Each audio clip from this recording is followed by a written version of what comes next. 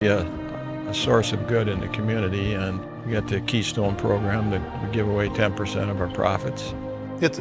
Such a core value is the philanthropic piece of this, and whether it's Hope Kids or ETS or Whispers of Hope, the Grief Club, basically it's set out that this is something that it's a part of what you do, and everyone has a lot of buy-in and is very excited to do it.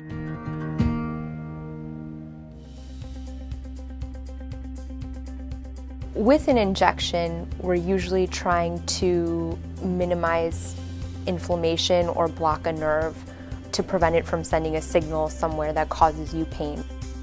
So we're not actually masking any of the symptoms or the problem, but we are trying to improve the inflammation or block the pain signal so that people can feel relief.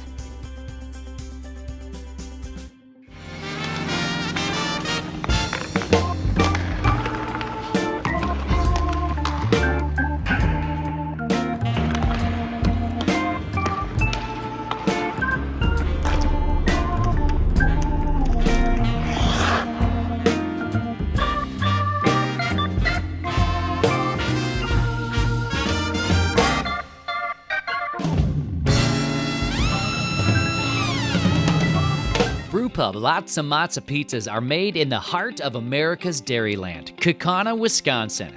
Every Brewpub pizza is made with the highest quality meat and veggie toppings. Then bombarded with over half a pound of award-winning Wisconsin mozzarella cheese. Snag a slice of Brewpub pizza at the concession stand or enjoy a whole pizza conveniently located in the frozen pizza section of your local grocery store. Brewpub Lots of Matzo pizzas, the ingredients for a great time. I think a force for good is kind of just what it sounds like. We wake up every day, go to work, try to do the best we can, but also have in the back of our head that we're going to help people and try to make a difference in people's lives.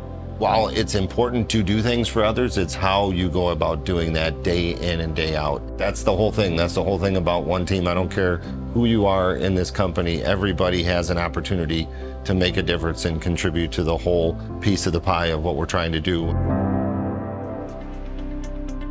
Many people think that there's nothing that can be done for their back and their neck pain, but in fact, there's a wide range of non-surgical treatment options for many different problems, and our goal is to get people to the right treatment as quickly as possible, and that's why we offer same-day appointments, because if you're in pain and you're limited, waiting a week, waiting 3 months for an appointment is unacceptable. Hockey's a very unique sport. I would say it has this blend of toughness and athleticism, but by and large, really creativity. You have lots of great athletes, but you don't have lots of great hockey players, and the biggest separator is what they call hockey IQ, or intelligence, and that's the ability to really process information quickly, make decisions.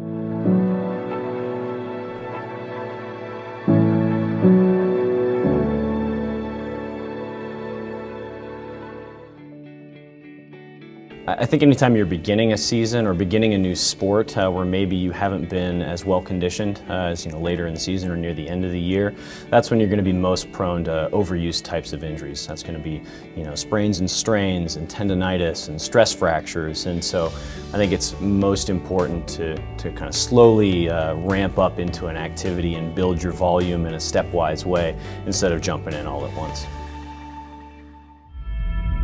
Youth Hockey Hub presents Friday Night Ice, brought to you by Tradition Companies.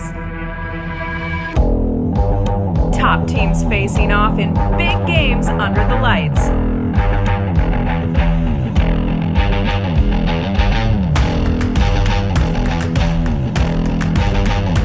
Friday Night Ice, the state of hockey's newest tradition. Welcome everyone to the Duluth Heritage Sports Center for your second ever Friday Night Ice, spotlighting some of the best matchups and rivalries in high school hockey in the state of Minnesota. I'm Allie Mosley alongside Tony Scott here. Tony, we should be in for a treat tonight. These are two of the most storied rivalries in the entire state of high school hockey. It's fun because if you could read the text string between you and I of me training you on how great this was, you kept on going, oh my gosh, oh my gosh. you were impressed with how great it is, the section final devastation that each of these programs has laid on each other makes this game so special. Absolutely. We've got Grand Rapids coming into this one with a record of 8-4, winning their first.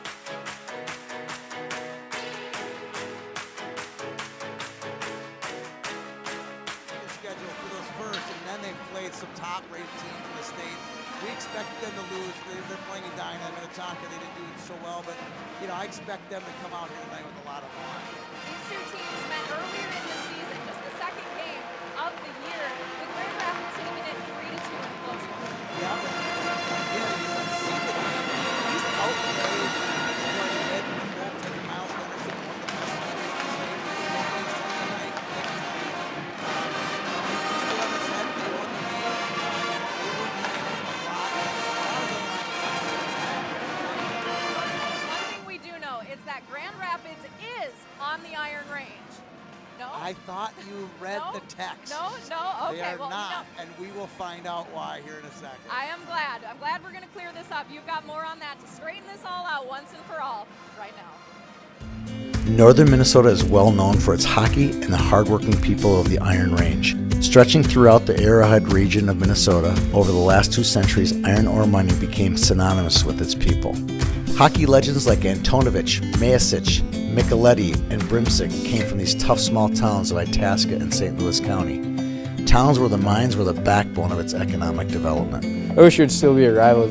Just like back in the old days, you always hear stories about all the good players that came out of the Iron Range and how fun that would have been to play back then. Back in the day, I mean, they'd have guys going all over the place to play extra after high school. I like the Hibbing Memorial Rink. I like the Snake Pit. The Snake Pit over in Coleraine is pretty cool. I like how the atmosphere is kind of like right down on the ice. Like you can basically stand over the glass. I think a long time ago I played in the old Virginia one. And I really liked that rink. I'd say the Hippodrome in Duluth. I would say I don't like playing in the Snake Pit. One northern Minnesota hockey town is close to the Iron Range, but is it actually on the range? I don't think so. I think like the border kind of ends when you're coming into Rapids from Greenway, I think. I would say it's not in our Iron Range town. I feel like it kind of stops at Greenway and goes on from there. I'd say it crosses a little bit, but I think we're kind of on the suburbs of it. Strange. The Thunderhawks have all the same things their neighbors to the north and east have. Great work ethic and state championships with legendary hockey players like Bill Baker, John Casey, and Blake McLaughlin. I like watching Miracle on Ice and Bill Baker. He's number 6, so that's why I chose it. Then more recent, Micah Millard, Blake McLaughlin, Jake Bischoff, Gavin Hayne, obviously Jack Pert, who's playing the World Juniors right now. I think of Shepard and Stay-School and Clapp, because I've been around them and I've worked with them a little bit growing up. It's put a big impact on Grand Rapids hockey and the tradition of goalies here. Grand Rapids, despite being just 6 miles from Coleraine, isn't on the range. As similar and as close as they are, they may as well be on the opposite side of the state. We play with some guys in the cities and they always love coming up here to say it's our favorite rink. And you go down there to play and you expect a big crowd and there's no one there. That's why I think they love coming up and playing up here because we have so many people here.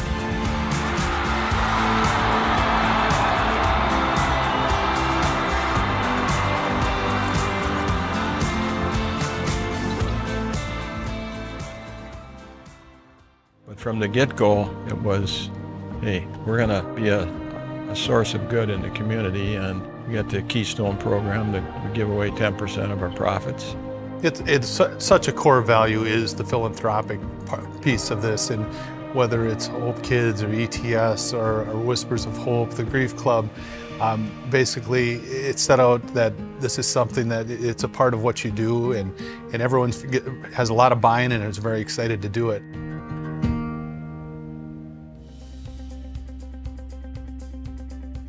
With an injection, we're usually trying to minimize inflammation or block a nerve to prevent it from sending a signal somewhere that causes you pain. So we're not actually masking any of the symptoms or the problem, but we are trying to improve the inflammation or block the pain signal so that people can feel relief.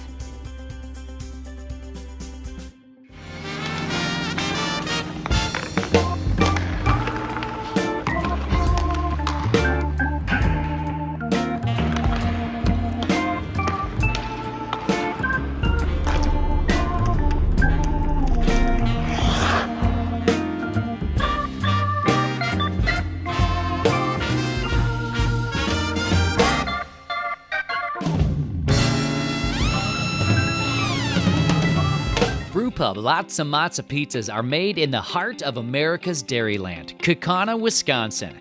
Every Brewpub pizza is made with the highest quality meat and veggie toppings. Then bombarded with over half a pound of award-winning Wisconsin mozzarella cheese. Snag a slice of Brewpub pizza at the concession stand or enjoy a whole pizza conveniently located in the frozen pizza section of your local grocery store. Brewpub Lots of Matzo pizzas, the ingredients for a great time. Welcome back to the Duluth Heritage Sports Center for the epic rivalry matchup between Duluth East and Grand Rapids. Tony, let's get into those Greyhounds.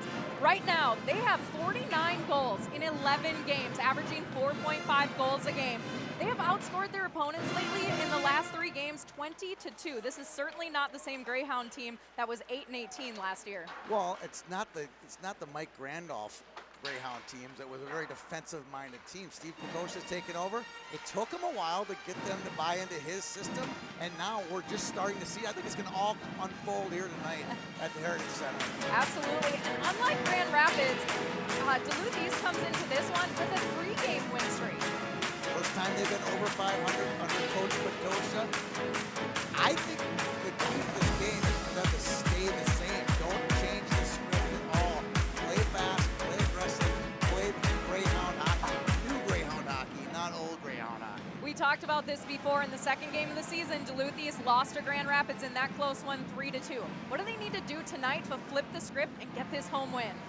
I don't think they changed a thing at all. I really don't. I've seen these guys play 3 times, and it's a completely different team than what I saw in November down in Bloomington when they played in the opener than they do today. I'm excited to see how they unwrap themselves for us today.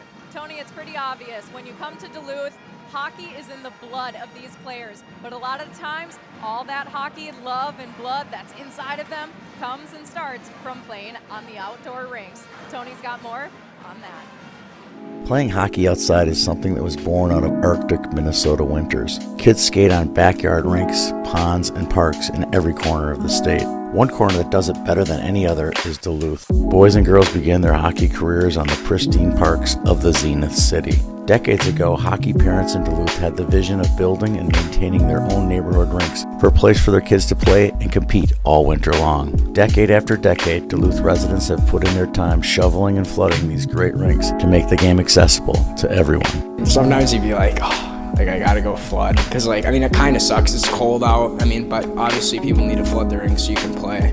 From generation to generation, the kids in Duluth have been handed the opportunity to skate in the only outdoor youth hockey league in the country. The secret formula to Duluth hockey's success may not be the league itself. It's the unintended result of players' access to playing with their friends all day and all night. When I was playing there and just being able to stay after and play Hongo World Cup with all my friends, and it'd get really competitive, and we just keep going at it for hours upon hours. Really late at night out on the rinks, past practice, working on my game. It's really how I got better, and just playing with my friends. Thousands of volunteers putting in thousands of hours of time adds up to the best result, the cost. I would definitely say the free ice was a big deal, considering that now when it gets super cold outside, you have to rent ice and pay for it. But back when I was younger, it was so much easier because rinks are always open and didn't really have to worry about paying for ice. Each rink looks different, but one thing is the same at every one: kids playing without their moms and dad's supervision and getting better at hockey.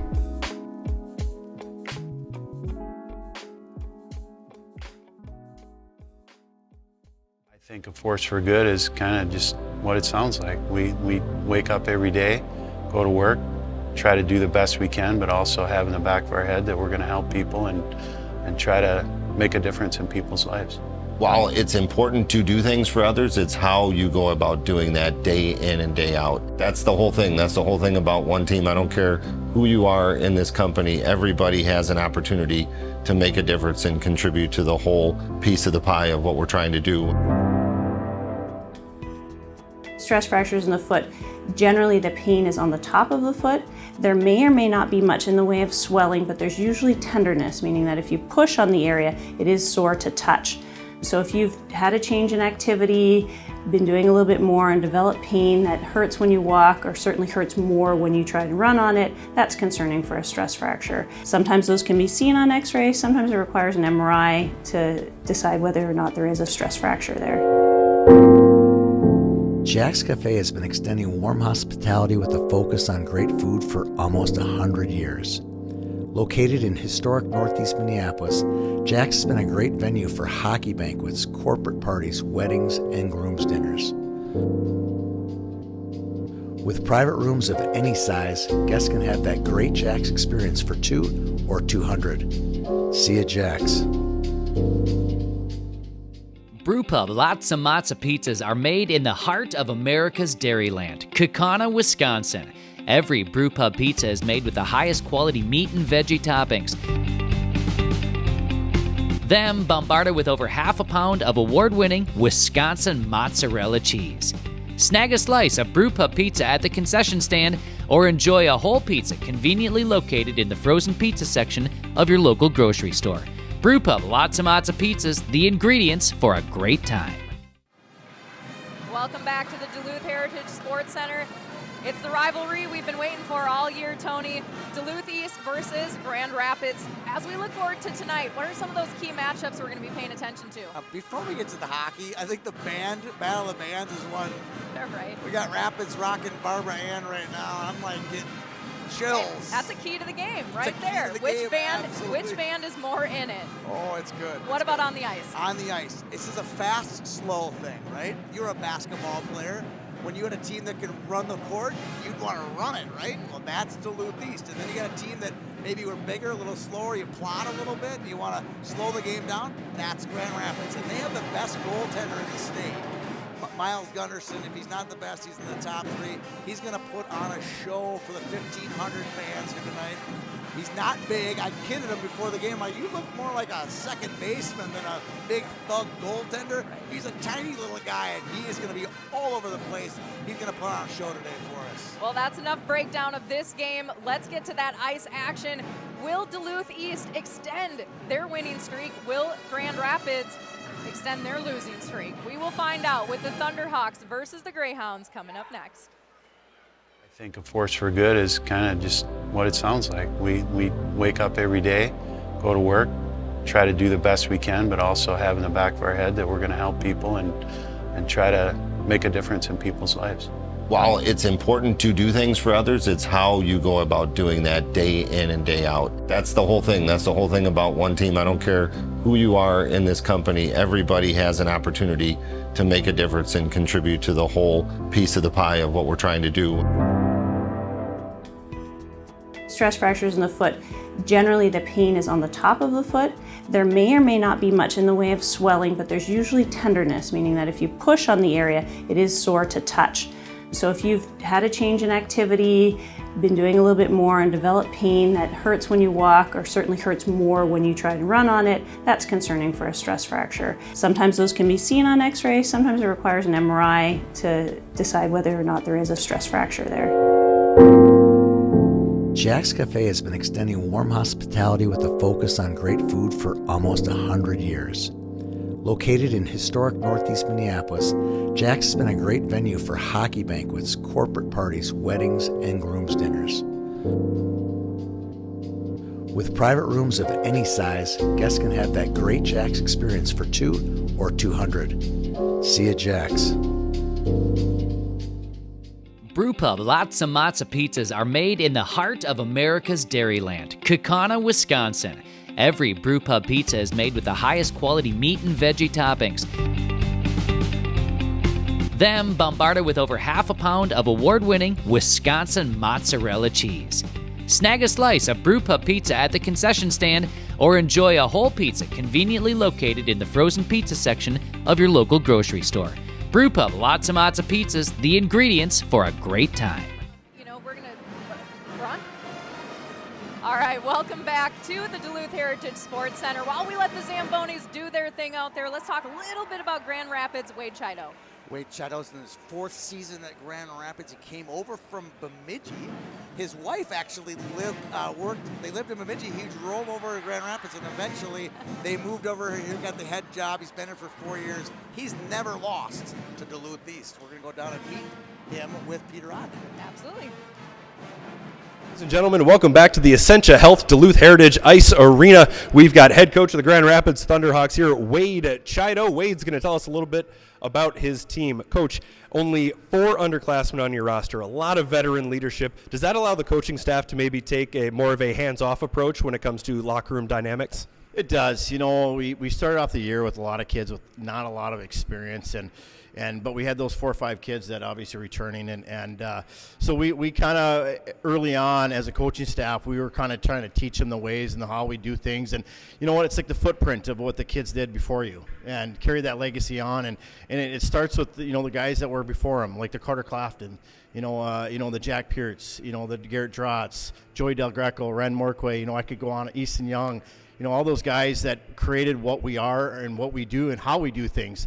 And those leaders now are starting to take that role and run with it. And I can tell it's their team. They want to make sure that the kids are prepared and know what it means to put that GR on that sweater on during a game.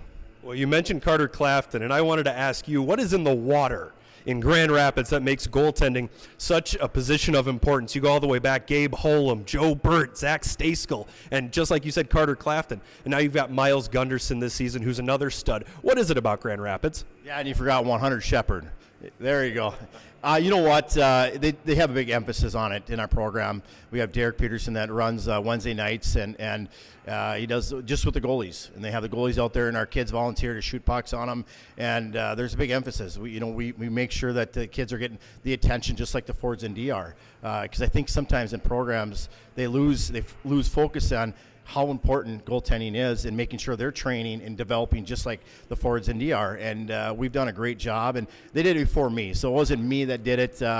Prior to my time, they've had this in there, and I've benefited from it as a coach, having good goalies all the way through.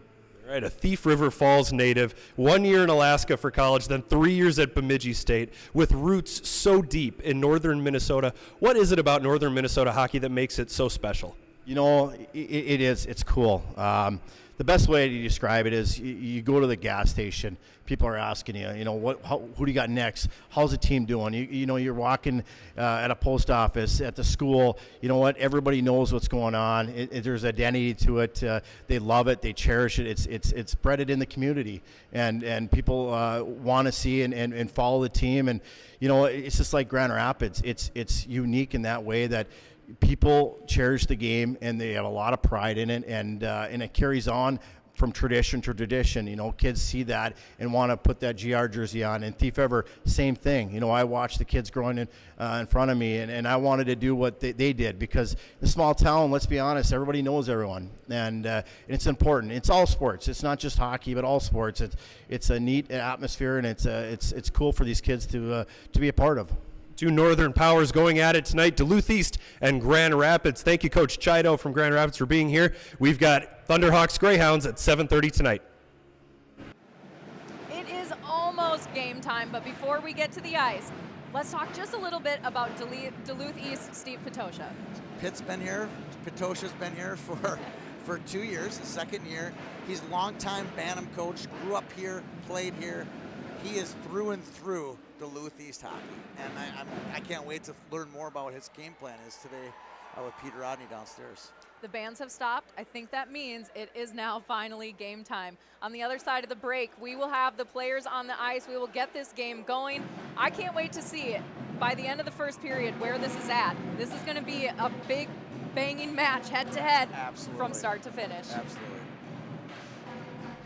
Good evening, everyone, and welcome to the Essentia Health Duluth Heritage Ice Arena. We are with Duluth East head coach Steve Patosha heading into tonight's game against the Grand Rapids Thunderhawks. Coach Patosha, your team riding a 3-game winning streak coming into tonight's game. Do you guys talk about that at all? Is your team the type that rides the wave of momentum, or do you guys just ignore it?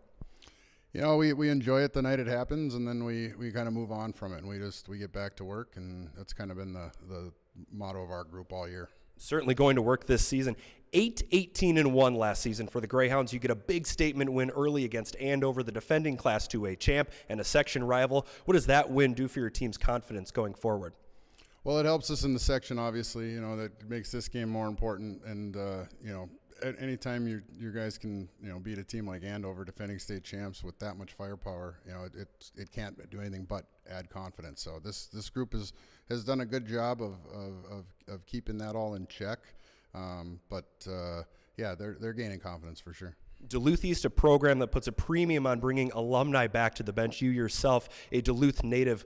Does the rivalry with the Thunderhawks, does it burn just as bright for the coaching staff as adults as it did when they were kids? Yeah, I mean, we want to set the tone for those kids, and so we share our feelings on the rivalry over the years and what it's meant to us and the guys that have come through this program before. And I think one of the benefits of all of us coaching in this program for a lot of years is we've seen a lot of guys go through these games, and so it's a nice resource to have for sure. A nice resource to have. That's head coach Steve Potosha of the Duluth East Greyhounds. The Greyhounds take on Grand Rapids tonight at 7:30. Hockey's a very unique sport. I would say it has this blend of toughness and athleticism, but by and large, really creativity. You have lots of great athletes, but you don't have lots of great hockey players, and the biggest separator is what they call hockey IQ, or intelligence, and that's the ability to really process information quickly, make decisions.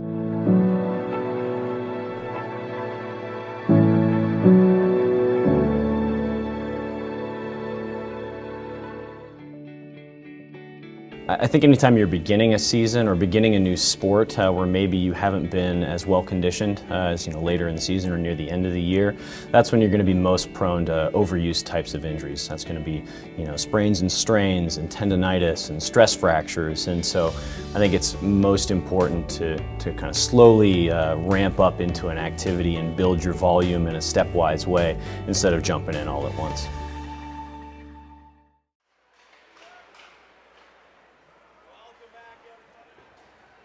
Heritage Sports Center in Duluth. I am Zach Schneider. Alongside me, Mike Greenlay, for this Section 7AA matchup between the Grand Rapids Thunderhawks and the Duluth East Greyhounds. Still early January, but significant section playoff implications with this game. But really, when the Thunderhawks and Greyhounds get together, Mike, you can throw out the records. You expect a classic barn burner that these two teams have produced so many times. Well, I hope so, and so does the bands. But you know what I love about this game is, yes, it has a rivalry already attached to it, but then it has payback attached to it too from their earlier meeting this year, a 3-2 win for Grand Rapids. So, Duluth East, who has been hot as of late, they probably feel like, all right, if payback's going to happen, it can happen right here in our building and against a team that, as you said, is a team that they definitely not only want to beat, but they have to beat.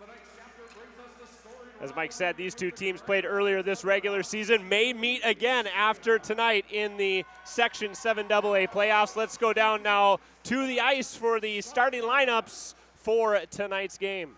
Representing the Lake Superior Conference with a season record of 8 wins, 4 losses, and no ties, here are the starters for Grand Rapids. Starting in goal, number 1, senior Miles Gunderson. Starting on defense, number 7, sophomore Luka Roloff. Starting on defense, number 6, senior Will Stoffer. Starting at forward, number 12, sophomore Gus Drennan. Starting at forward, number 24, senior Hayden Davis. And starting at center, number 3, Blaine Mortensen. Now, ladies and gentlemen, let's welcome out the rest of Grand Rapids. Their assistant coaches are Dale Anderson and Reed Larson. Head coach is Wade Chido. And now, ladies and gentlemen, representing the Independence Conference with a season record of 6 wins, 5 losses, and no ties, Here are your starters for the Greyhounds. Starting in goal, number 39, junior Cole Kronstedt. Starting on defense, number 10, senior Henry Murray. Starting on defense, number 25, senior Grant Winkler. Starting at forward, number 15, junior Thomas Gunderson. Starting at forward, number 11, junior Wyatt Peterson. And starting at center, number 5, senior Cole Christian. Ladies and gentlemen, let's welcome out the rest of the Greyhounds. The Greyhounds coaches are Casey Cudler, Dylan Mills, and Matt Mateus. Head coach is Steve Patoja. And now, ladies and gentlemen, we ask that you please stand as you are able, remove your caps, and join a combination of the Duluth East and Grand Rapids bands directed by Jonathan Grimsby for the playing of the Star-Spangled Banner.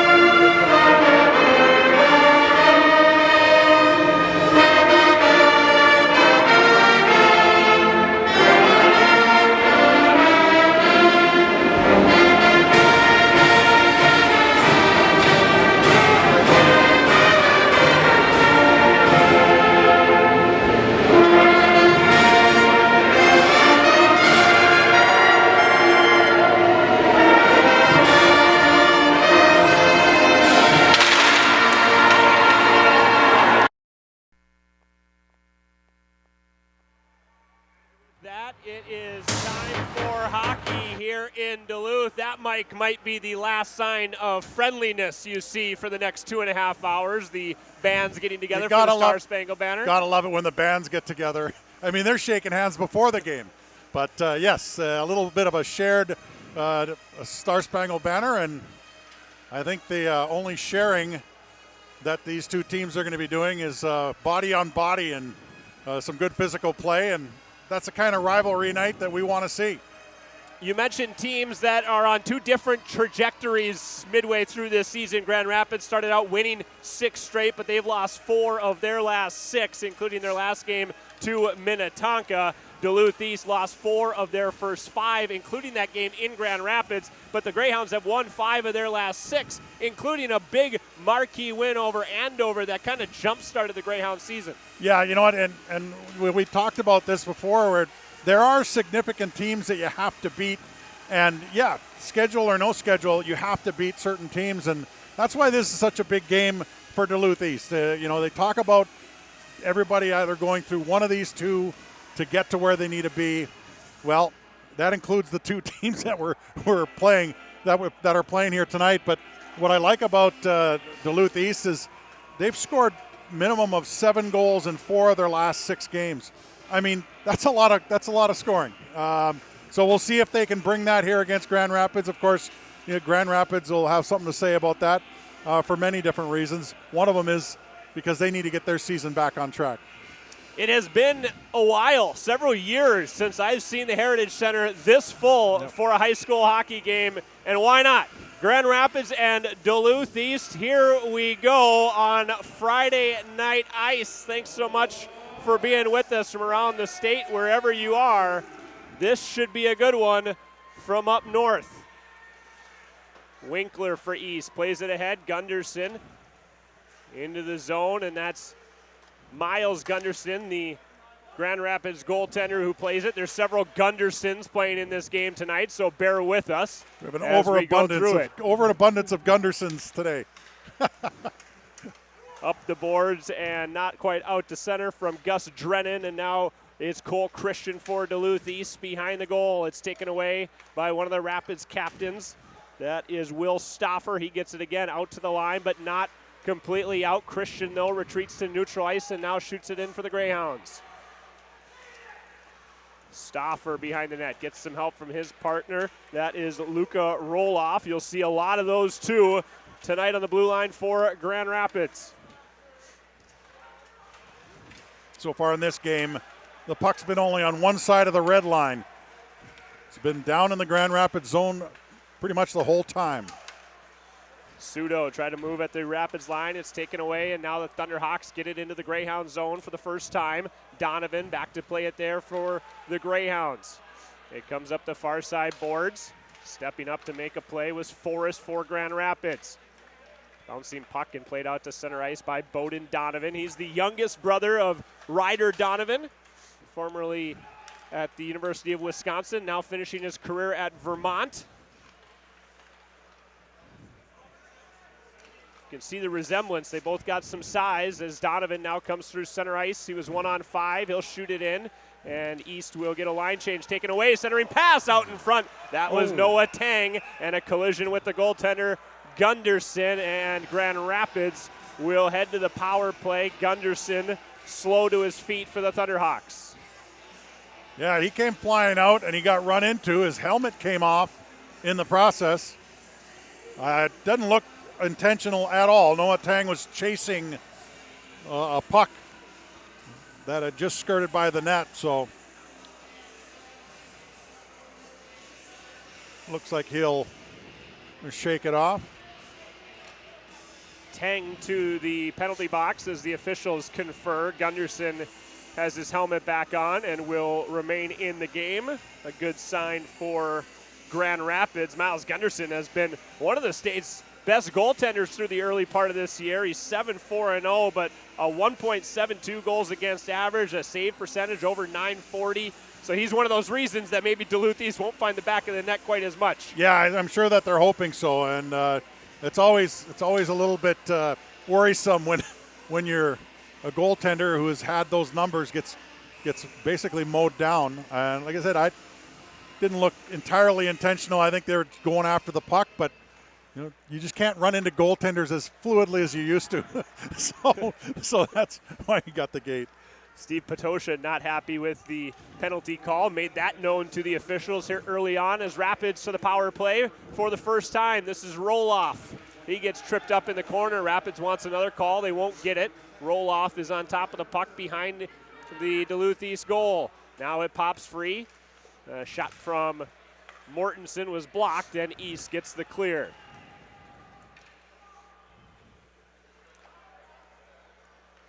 Talked to Rapids head coach Wade Chiodo before the game, and he said one of the good parts about the holiday break was the ability to work on the power play. These teams had so many games stacked up in the early part of the season. He said we were working on just the basics of hockey when we got a chance to practice. We had this little break where we didn't play as many games, and we got the chance to work on some of the more specialty points of the game. And that's an issue that travels from high school to college, right to the National Hockey League.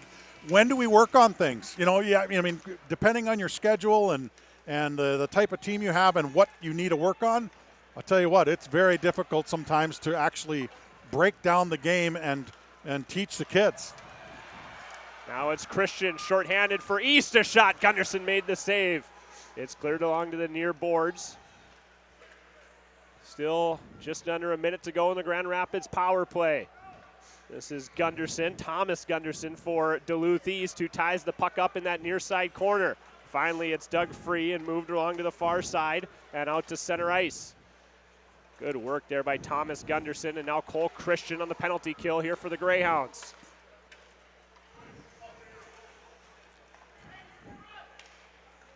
They've got control again in their own zone. This is Grady Downs, who shoots it the length of the ice with 25 seconds to go in the man advantage for the Thunderhawks. Heavy pressure again in the Thunderhawks zone by Cole Christian. Now at the line, it's tipped in. And that should just about do it to the penalty to the Greyhounds. Noah Tang, we're back to 5-on-5. I don't know if officially, but I think there was only one shot on goal in that power play, and that was by the Duluth East Greyhounds. So shots on goal were a problem last game. Only 10 were acquired by Grand Rapids in their loss, as you mentioned. Now it's Drennan, the backhand off the side of the cage, way out of his goal was Duluth East goaltender Cole Cronstedt.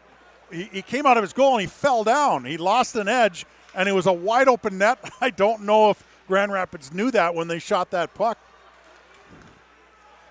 Fortunate bounce for Duluth East as Drennan shot just caught the side of the cage. Moving the puck ahead now through neutral ice. This is Gunderson, another Gunderson. It's Caleb this time who fires it in, and Cronstedt makes his first official save of the hockey game. Well, it looked a lot more sturdy in that situation. It was kind of odd to look up real quick and see nobody in the net. I mean, he had come out, and I didn't see him go down, but he clearly lost an edge somehow and had a wide open net, but he seemed to be all right on that last sequence.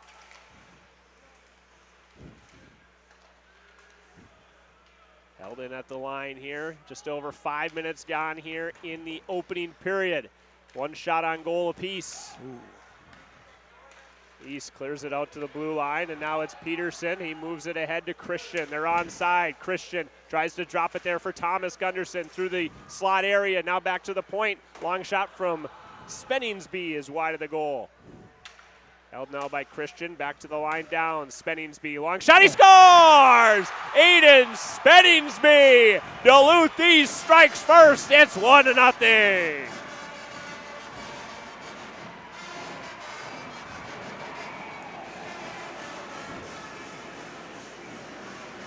Well, that was a heck of a snapshot from the point. He did not wind up for that one, and it found its way through. I mean, it had to have eyes. A good play here, Duluth East gets it out of their own zone, and then they have numbers. When the puck gets shoved back out to the point, it's just a laser beam of a snapshot, and it's a total screen. You could tell by the reaction of their goaltender that he just did not see that one come through a crowd. Second goal of the season for the senior Aiden Spenningsby, and the Greyhounds jump out to the early 1-0 lead. Well, you can tell why they're scoring so many goals. When the puck has eyes for you, that shot just came through a crowd, and it was straight into the net. Bouncing puck here through neutral. It's controlled by Grant Winkler. Right in front of the penalty box area. Now 2-on-2 battle. Back to Stauffer, and now to the far side. This is Murphy. Icing here on Grand Rapids, and we will step aside Aiden Spenningsby as the Greyhounds up 1-0 here on Youth Hockey Hub's Friday. I think a force for good is kind of just what it sounds like. We wake up every day, go to work, try to do the best we can, but also have in the back of our head that we're going to help people and try to make a difference in people's lives. While it's important to do things for others, it's how you go about doing that day in and day out. That's the whole thing. That's the whole thing about one team. I don't care who you are in this company. Everybody has an opportunity to make a difference and contribute to the whole piece of the pie of what we're trying to do. I think pain that moves around, that's migratory, like, gosh, I was sore here for a couple days and now I'm sore here for a couple days. Like, migratory pain seems to be less concerning and less serious. Something that's persistent, pain that lasts more than 2 weeks, pain that seems to be resistant to other things like ice, rest, that's concerning. And anything that makes you limp is not okay. There's something wrong if you're limping. If you can't bear your own body weight on your legs, something's not right.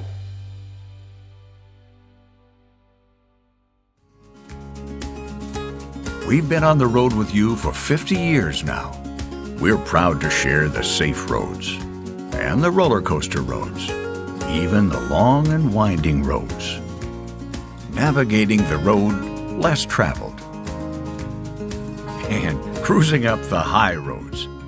For 3 generations, it's been an honor to share the roads of life with you. Here's to another 50 and beyond. And we're back here at the Heritage Sports Center in Duluth. 1-0 our score. If you're just joining us, Aiden Spenningsby just moments ago with the game's first goal. East has had the better of the play through the opening 6.5 minutes, despite Rapids having the game's only power play. And that'll change now as tripped up behind the goal was Wyatt Peterson. Duluth East will get its first chance at the power play, already up 1-0. Well, you're going to draw a lot of penalties if you can play in the offensive zone more often. And so far in this game, even though this will even up the power plays, there's been Duluth East in the offensive zone the entire hockey game. Blaine Mortensen, the guilty party, 2 minutes for tripping, and the Greyhounds to the power play. Both penalties actually came in that zone. So usually you draw more penalties than you take in the offensive zone, but when you run into the goaltender, that changes the scenario. East power play has been pretty good this year, 25% on the season for the Greyhounds. It's been an area of strength and one of the reasons that they've scored so many goals in this recent winning streak. Good defense there just outside the blue line. It's knocked the length of the ice by Gavin Forrest, who now will chase Grant Winkler behind the East goal. Winkler ahead at the line. Murray will chip it in. He'll be the one to give chase, the defenseman, into the far side corner. Now back to the point. Christian along to the near side. Gunderson, they'll try to get set up. Tried to leave it there and does. Winkler to the far side at the dot. Christian a shot. Save made Gunderson, and the rebound cleared away. Wyatt Peterson had the puck on his stick in a dangerous spot. Now, whenever you can get the defending team to move from, or have to move from one side of the ice to the other, you're going to get yourself some good chances. And that was a good quick release. Almost a rebound right there as well. Now it's Christian again on the backhand. He moves in behind. Nice play there by Luka Roloff. Poked the puck away and gets the clear for Grand Rapids. 35 seconds to go in the Duluth East power play. They're changing their troops. Winkler at center ice leaves it for Ian Christian. He works his way into the corner where he's hit by Roloff. Now back to the point. This is Winkler. Still 15 seconds to go. Winkler across, and it was in the skates of Christian, who couldn't control it cleanly. Now it pops off the end boards out in front almost. It's taken by Sudo. Works its way back to Winkler. A shot. That was tipped wide. Back to 5-on-5. A chance in front. They score! Caden Cole. A 5-on-5 goal as the penalty expires. It's 2-0.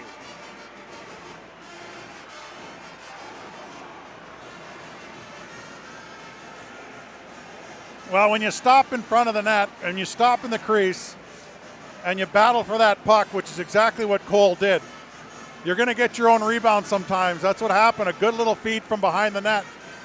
And this just quick little one-time shot will get him another opportunity right in front of the net. When you get the blue paint, here's the play right here. It'll come right around, quick little shot, and he stays with it and jams the rebound past the goaltender. Sixth goal of the season for Caden Cole, and the Greyhounds out to an early 2-0 lead here in period number 1.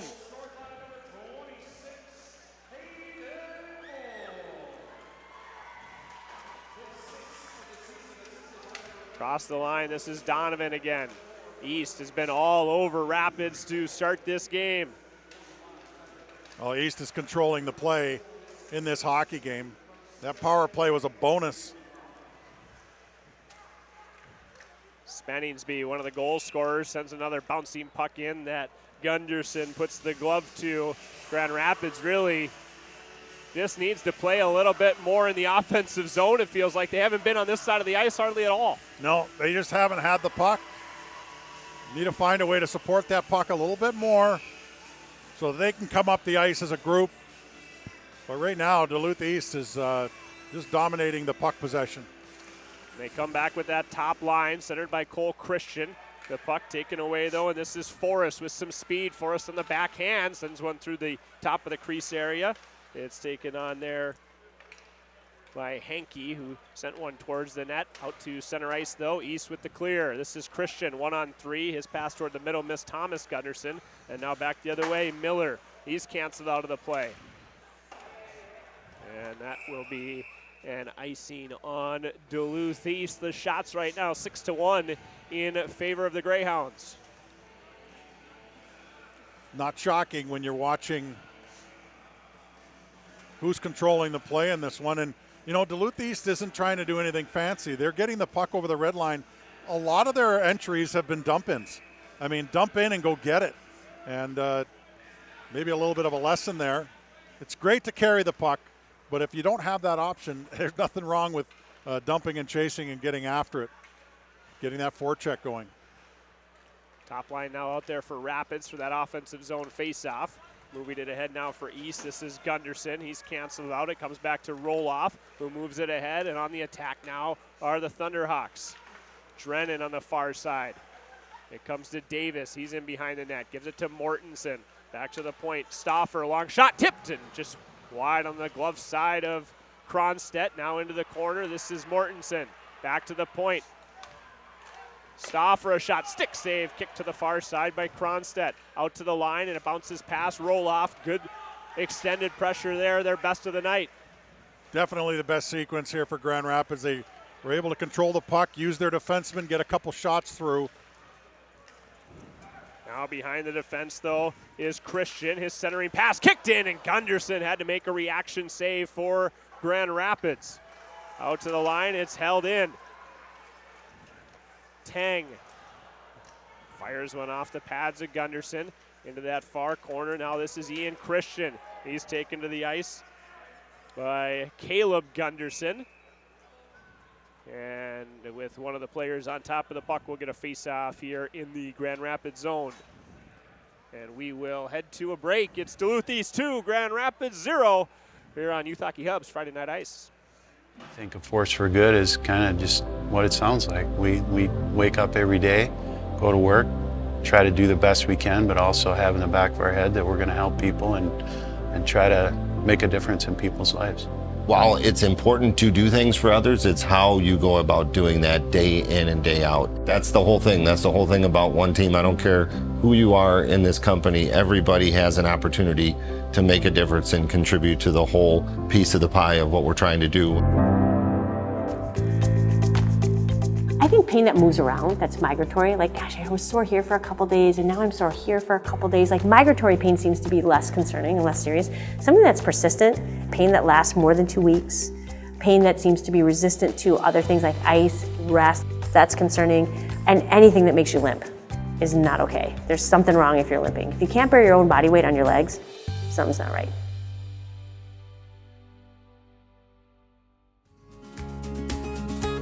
We've been on the road with you for 50 years now. We're proud to share the safe roads and the roller coaster roads, even the long and winding roads. Navigating the road less traveled and cruising up the high roads. For 3 generations, it's been an honor to share the roads of life with you. Here's to another 50 and beyond. We're back here at the Heritage Sports Center. Off the face-off, a quick shot from Henry Murray. That's turned aside by Gunderson. East smells blood in the water here. A puck in the crease area, and it's cleared away. Kyler Miller. Little miscue by the defenseman there next to his own goaltender.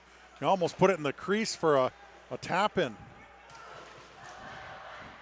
Now good battle there at the far side. It's won by Rapids. That shovel pass toward the middle of the ice, though, goes back to neutral ice. Miller takes a big hit there at the Duluth East line. Now it's Winkler. He enters the zone from the face-off dot, and Gunderson snags that one with a glove. He'll hang on. A face-off coming in the Grand Rapids zone. A lot of individual plays and a lot of late plays by Grand Rapids at the offensive blue line, and it's they're getting a little disjointed at that. That's where you don't want to be giving the puck up. That's for sure. And they've done it a few times. They've either gone offside or they've given the puck away. Here comes Rapids at the far side. Shot towards the front of the net by Hayden Davis. Now back out to center ice, giving chase is Stauffer. Along with him is Donovan, centering pass. Nice back check there by Blaine Mortensen, and he'll start the charge now for Grand Rapids. At the far side, cuts to the middle, still with the stick. And ran into a wall of Duluth East defenders.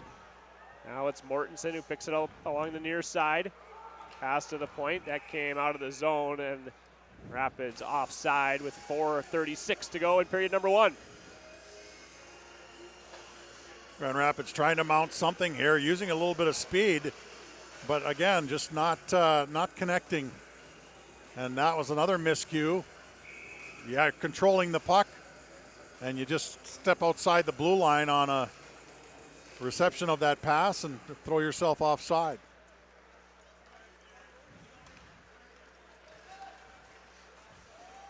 Christian gets it in deep for Duluth East. Roloff tried to move it to the far side. It's intercepted by Tang.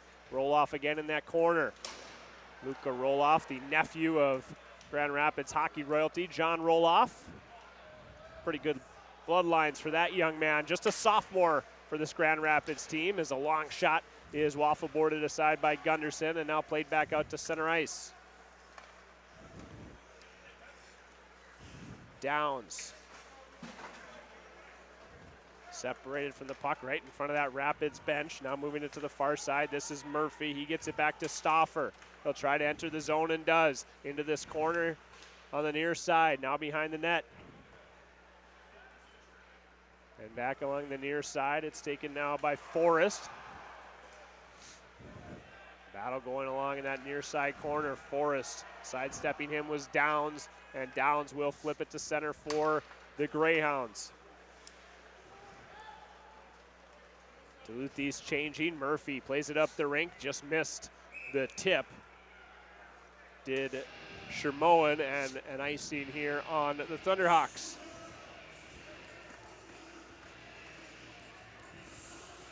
Well-controlled game so far here by Duluth East.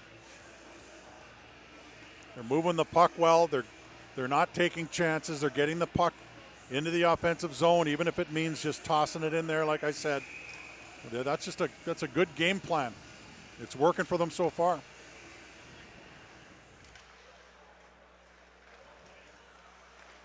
Out to the blue line. It's held by Murray.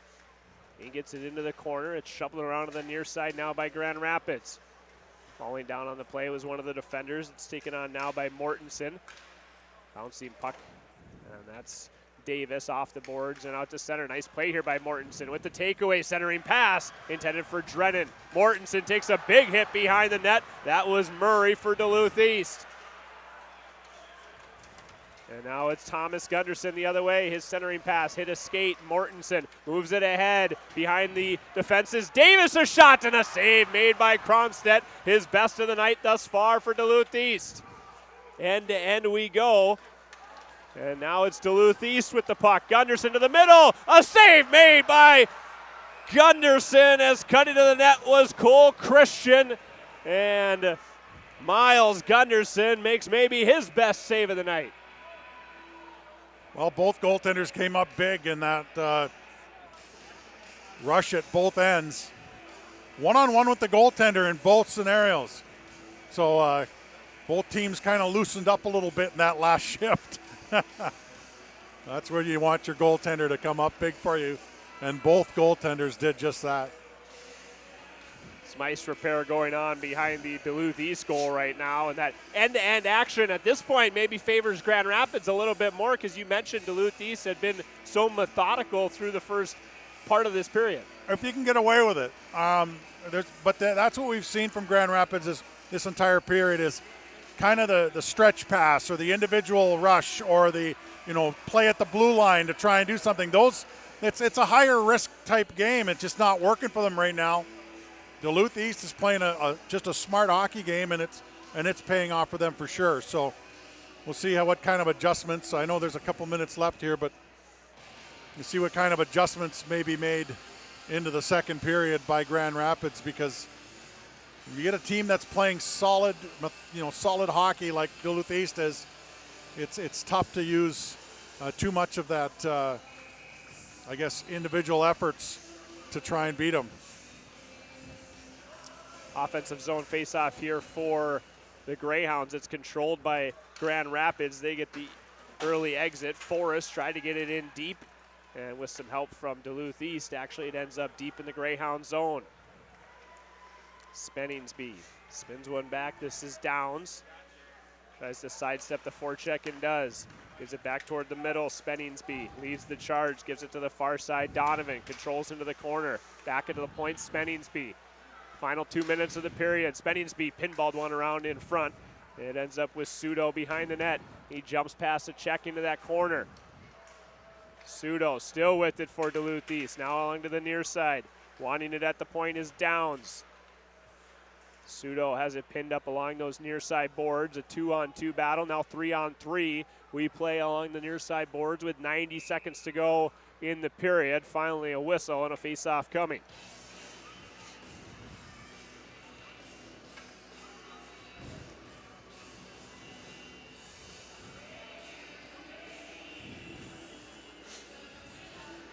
That last rush by Duluth East is a perfect example of what they're doing. I think maybe 4, maybe 5, but definitely 4 of their players touched that puck on the way down the ice, and that's called puck support. It's tough to defend against that. When you just have one guy carrying the puck the whole way, it's easier to take the puck off of them. Drennan continues on his path. Now leaves it behind. This is Mortensen. How big would a goal be here for Grand Rapids going to the locker room? Now a big hit. That was levied dirty. at the blue line, and down on the play is one of the East defenders. Rather, that's Thomas Gunderson, slow to his feet. Yeah, that was, he got blindsided on that hit. I think that should have been a penalty, and so did the entire Duluth East bench. Final minute here in the opening period. Sharp angle shot that was blocked, and back out to center ice into the Duluth East side of the ice. Back to collect it is Winkler. Murray now moves it ahead. Has it poked away from him. Back to Winkler though in support.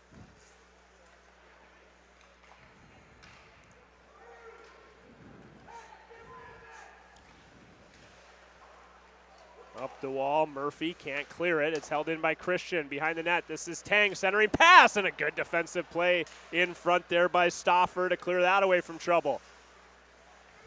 Good looking passing play once more from Duluth East. Now Winkler is hauled down, and Grand Rapids will take a late penalty here in the first period, already trailing 2-0.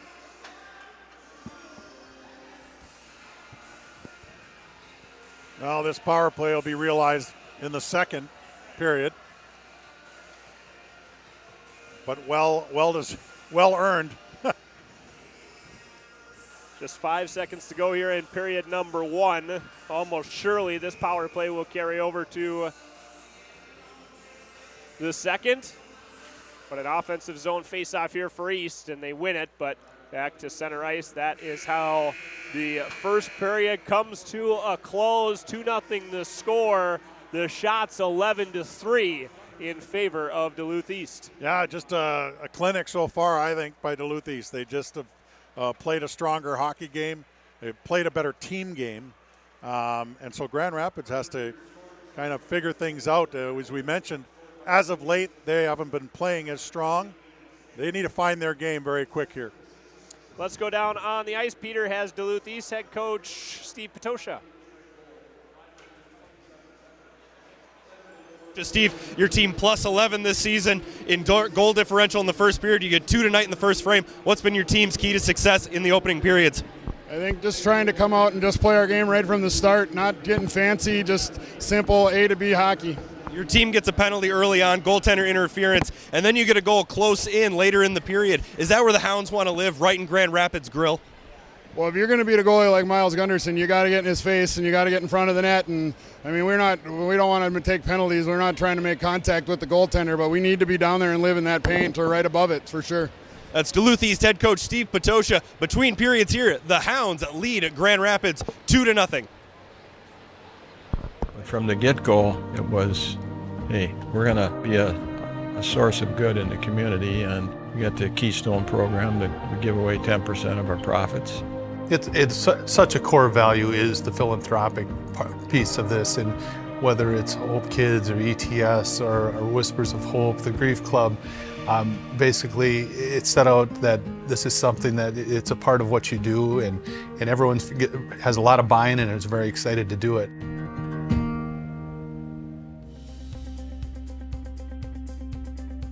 With an injection, we're usually trying to minimize inflammation or block a nerve to prevent it from sending a signal somewhere that causes you pain.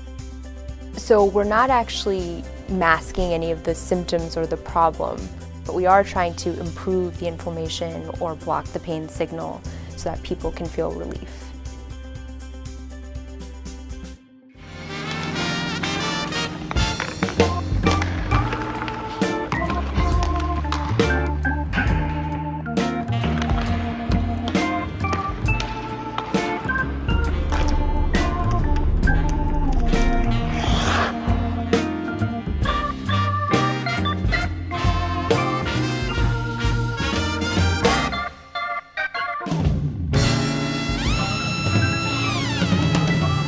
Brewpub Lots of Matzo pizzas are made in the heart of America's Dairyland, Kaukauna, Wisconsin.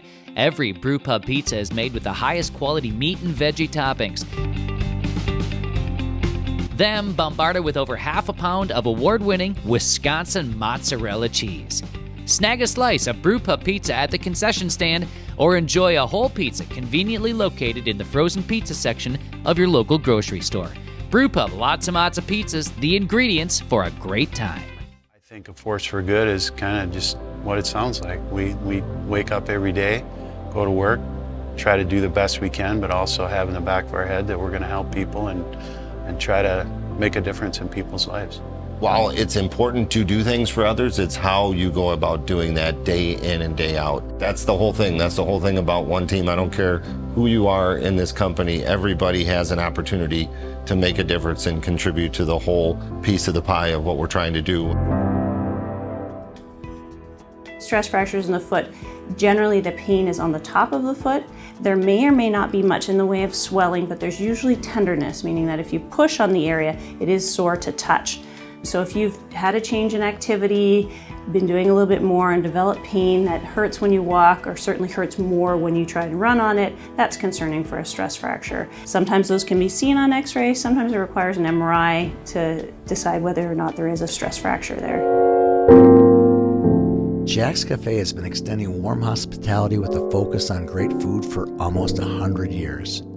Located in historic Northeast Minneapolis, Jack's has been a great venue for hockey banquets, corporate parties, weddings, and groom's dinners. With private rooms of any size, guests can have that great Jack's experience for 2 or 200. See you at Jack's. Brewpub Lots of Matzo pizzas are made in the heart of America's Dairyland, Kaukauna, Wisconsin. Every Brewpub pizza is made with the highest quality meat and veggie toppings. Then bombarded with over half a pound of award-winning Wisconsin mozzarella cheese. Snag a slice of Brewpub pizza at the concession stand or enjoy a whole pizza conveniently located in the frozen pizza section of your local grocery store. Brewpub Lots of Matzo pizzas, the ingredients for a great time. Welcome to the Friday Night Ice first intermission break. Allie Mosley here with Tony Scott. Tony, a lot of action in that first period. What did we see? I saw exactly what I expected, believe it or not. Duluth East came out flying. They played that fast break basketball, hockey style, you know. 11 shots to 3. Got all the opportunities. I know Grand Rapids had a couple, but it was pretty much all Duluth East in that first period. It was. That first goal coming from Aiden Spenningsby. Good luck with that one, huh? I know, right? There's only about 15 letters in his last name. A nasty slapper from just outside the blue line. Yeah, and I don't think Gunderson saw it. It was past him before he could make a move on the puck. Not too long after, we see goal number 2, this time from Caden Cole. He tries once, he goes, gets his own rebound, and he forces it in. And I think the problem there, what I see is why does Caden Cole have that much time in front of Miles Gunderson? And that's a problem for Rapids. If they're going to have a defensive style, they're going to have to get a lot more defensive here in the next 2 periods. You mentioned it, Grand Rapids, their first shot on goal on the post, and we did see a pretty nice breakaway too. Yeah, and then they had a really weird opportunity where Crosset fell down, and the Rapids player didn't realize that he had a wide open net and didn't convert on it. So they had their chances, but they're going to need a whole lot more chances in the next 2 periods for them to be competitive. And what does Grand Rapids need to come out and do? Because 2 goals, you got to start to even that playing field to come out on top. You know, that's why Wade Chido gets paid the big bucks in Grand Rapids. I don't know what I would tell them because they're not an open it up type of hockey team. So they're going to have to just convert on power plays. They have one coming up here in the second period. They're going to, if they do get shorthanded, they're going to have to be very, very efficient on their offensive opportunities and convert. Hey, 2-0. It was a fun first period. When we come back on the other side of the break, our Peter Odney will be joined with Duluth East band director Jonathan Grimsby, followed by a performance by the Duluth East Band. But from the get-go, it was, hey, we're going to be a source of good in the community, and we got the Keystone program that we give away 10% of our profits. It's such a core value is the philanthropic piece of this, and whether it's Hope Kids or ETS or Whispers of Hope, the Grief Club, basically it set out that this is something that it's a part of what you do, and everyone has a lot of buy-in and is very excited to do it.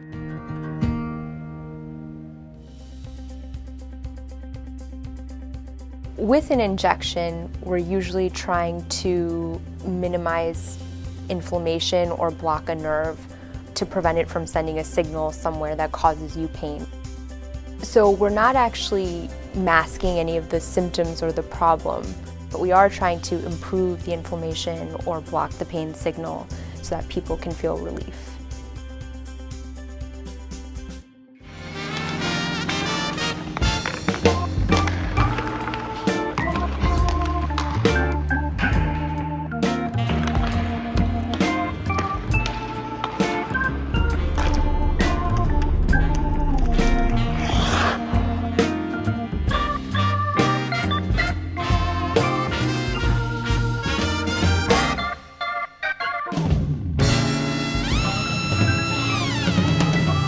Brewpub Lots and Matzo pizzas are made in the heart of America's Dairyland, Kaukauna, Wisconsin. Every Brewpub pizza is made with the highest quality meat and veggie toppings. Then bombarded with over half a pound of award-winning Wisconsin mozzarella cheese. Snag a slice of Brewpub pizza at the concession stand or enjoy a whole pizza conveniently located in the frozen pizza section of your local grocery store. Brewpub Lots and Matzo pizzas, the ingredients for a great time. We're here with Duluth East High School band director Jonathan Grimsby. Jonathan, you've got quite the crew behind you. They look ready to go. Does your band take it seriously, the responsibility of pumping up the crowd at a game like this? Oh yeah, this is just what they love to do. They're moving around, playing as loud and as high as they can. It's awesome. They have a great time. If your band's ready to roll, we're ready to have you. What are you going to play for us tonight? We're going to play a Green Day classic, one of my favorites, Holiday. Rock on, Jonathan. Let's do it. 1, 2, 3, 4.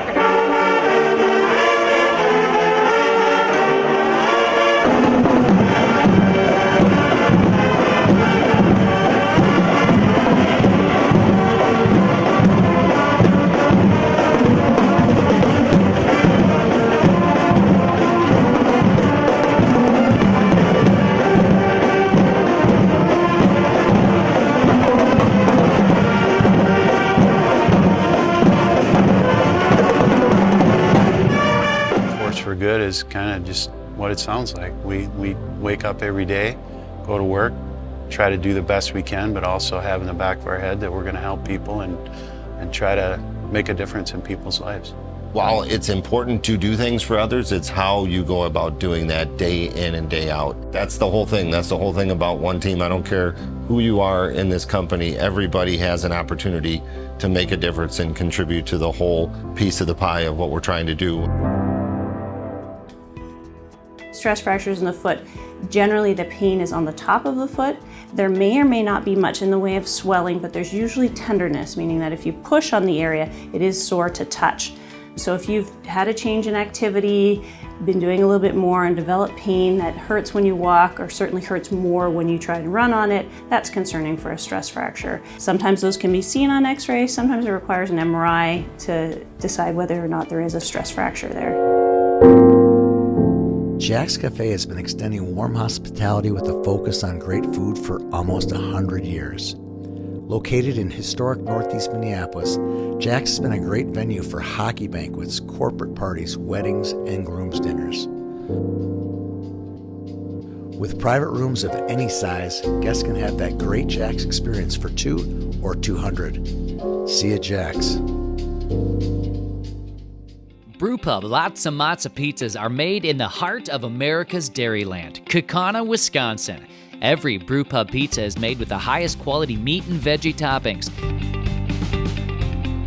Then bombarded with over half a pound of award-winning Wisconsin mozzarella cheese.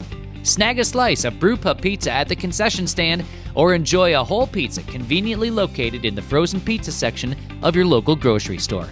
Brewpub Lots of Matzo pizzas, the ingredients for a great time.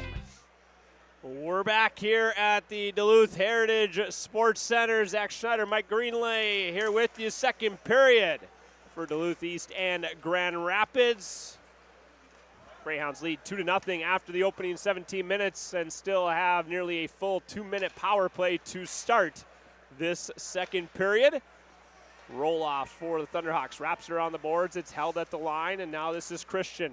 Moves it to the far side, Winkler. Long shot, that was blocked off by Roloff in front and cleared by the Thunderhawks. Oh, this is a crucial kill here for Grand Rapids if they're going to have a chance to climb back into this one. 3-0, especially against a team that has been really filling the net, will be a very tough task. So this is a huge kill. Winkler has it at the point for Duluth East. They'll try to get set up. Christian back to Winkler, middle point. Christian across for Gunderson. Back to Winkler, one-timer, and Gunderson makes the save through traffic. We told you early in the first period we've got an abundance of Gundersons on the ice. Thomas Gunderson, a top-line forward for Duluth East. Miles Gunderson, the starting goaltender for Grand Rapids, and Caleb Gunderson, third-line forward, who plays also on the top line for Grand Rapids.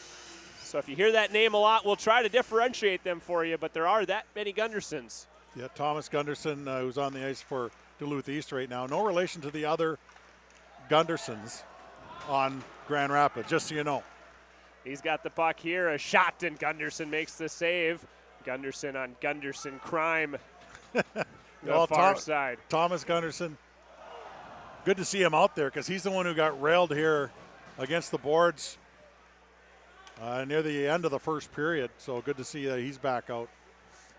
Final 25 seconds now of the power play. Christian with a sliding shot, and that was blocked off by the Thunderhawks defense. Good zone time here on the power play for Duluth East, but not much to the front of the goal of Grand Rapids. Winkler now high in the slot. That was blocked off in front, and Rapids will clear. That should kill the rest of the Duluth East power play. It actually hit an official and back the other way. This is Christian, toe drag to the middle, and off the bench it's cleared away by Xander Shaman. And now a breakaway the other way for Grand Rapids. Losing a handle on the puck was Caleb Gunderson, and now Cronstedt will jump on the puck for Duluth East. Well, Caleb Gunderson is the one who was in the penalty box for Grand Rapids, and as that penalty ended, he was able to jump out and get a stretch pass, sending him in all alone, but he was unable to even get a shot on goal as he lost it. Great opportunity there to cut the lead in half, and was unable, and the frustration was clear. Now a takeaway for Grand Rapids, centering pass that missed and goes into that far side corner. East now controls behind their own goal. Good forecheck here off the successful kill for Grand Rapids. It's cleared away by Duluth East through center ice now. This is Cook, and they're offside at the Grand Rapids line.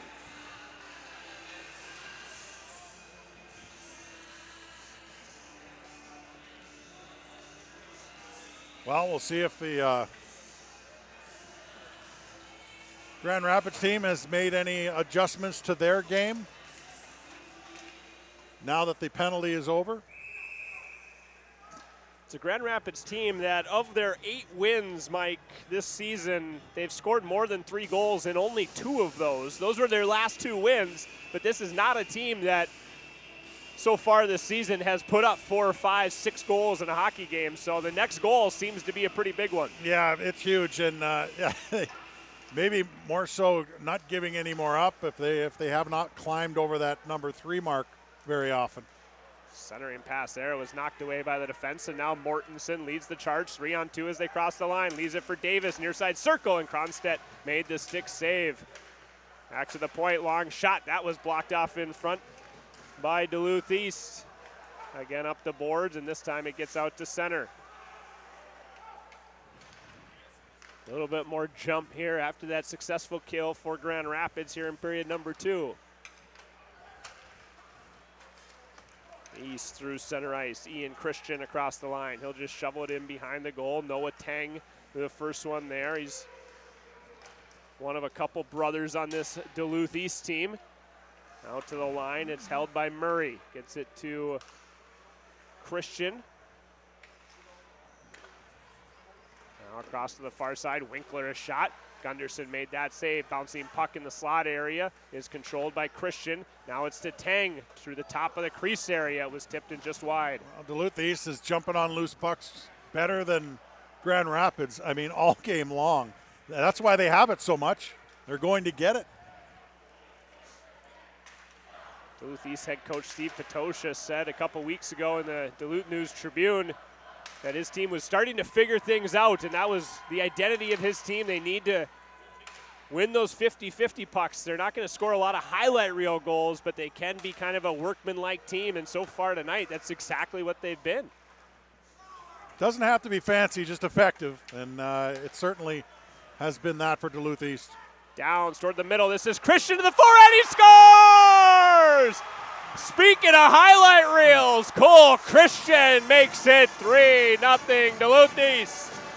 He made a liar out of us. So much for the workman-like goals. That was beautiful.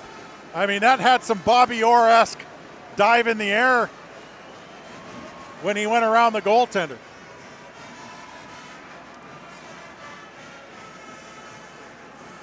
Eighth goal of the season for Cole Christian, and the senior makes it 3. Duluth East extends its lead here early in period number 2.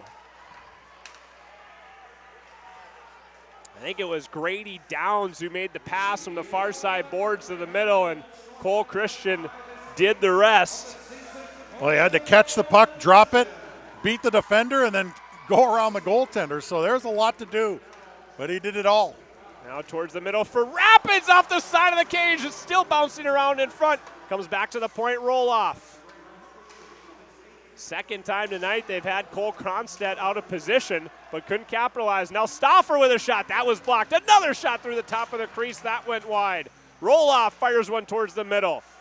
Centering pass, that hit a skate. Somebody woke up Grand Rapids. It is that third goal. They came out firing here. Wrap it around to the far side. Stauffer holds the zone for the Thunderhawks. Back in behind. It's played there by Downs. He fans on the clearing attempt. It comes to Roloff. He fires a shot. That was wide. Rapids changing in the offensive zone toward the front. Tipped! And a save by Cronstedt. The puck still free on the far side. The Thunderhawks buzzing here after going down 3-0, but nothing so far getting past Cole Cronstedt. But you know what? As a team, they have to take note.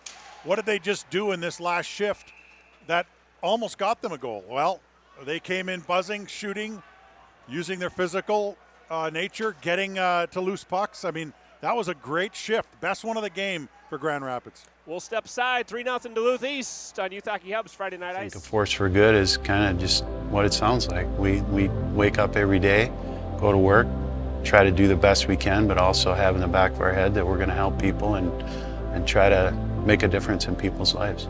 While it's important to do things for others, it's how you go about doing that day in and day out. That's the whole thing. That's the whole thing about one team. I don't care who you are in this company. Everybody has an opportunity to make a difference and contribute to the whole piece of the pie of what we're trying to do. I think pain that moves around, that's migratory, like, gosh, I was sore here for a couple days and now I'm sore here for a couple days. Like, migratory pain seems to be less concerning and less serious. Something that's persistent, pain that lasts more than 2 weeks, pain that seems to be resistant to other things like ice, rest, that's concerning, and anything that makes you limp is not okay. There's something wrong if you're limping. If you can't bear your own body weight on your legs, something's not right.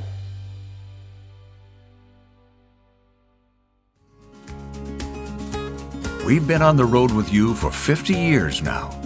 We're proud to share the safe roads and the roller coaster roads, even the long and winding roads. Navigating the road less traveled and cruising up the high roads. For 3 generations, it's been an honor to share the roads of life with you. Here's to another 50 and beyond. 11:04 to go here, second period. Duluth East leading Grand Rapids 3-0 after Cole Christian scored a beauty earlier in this frame.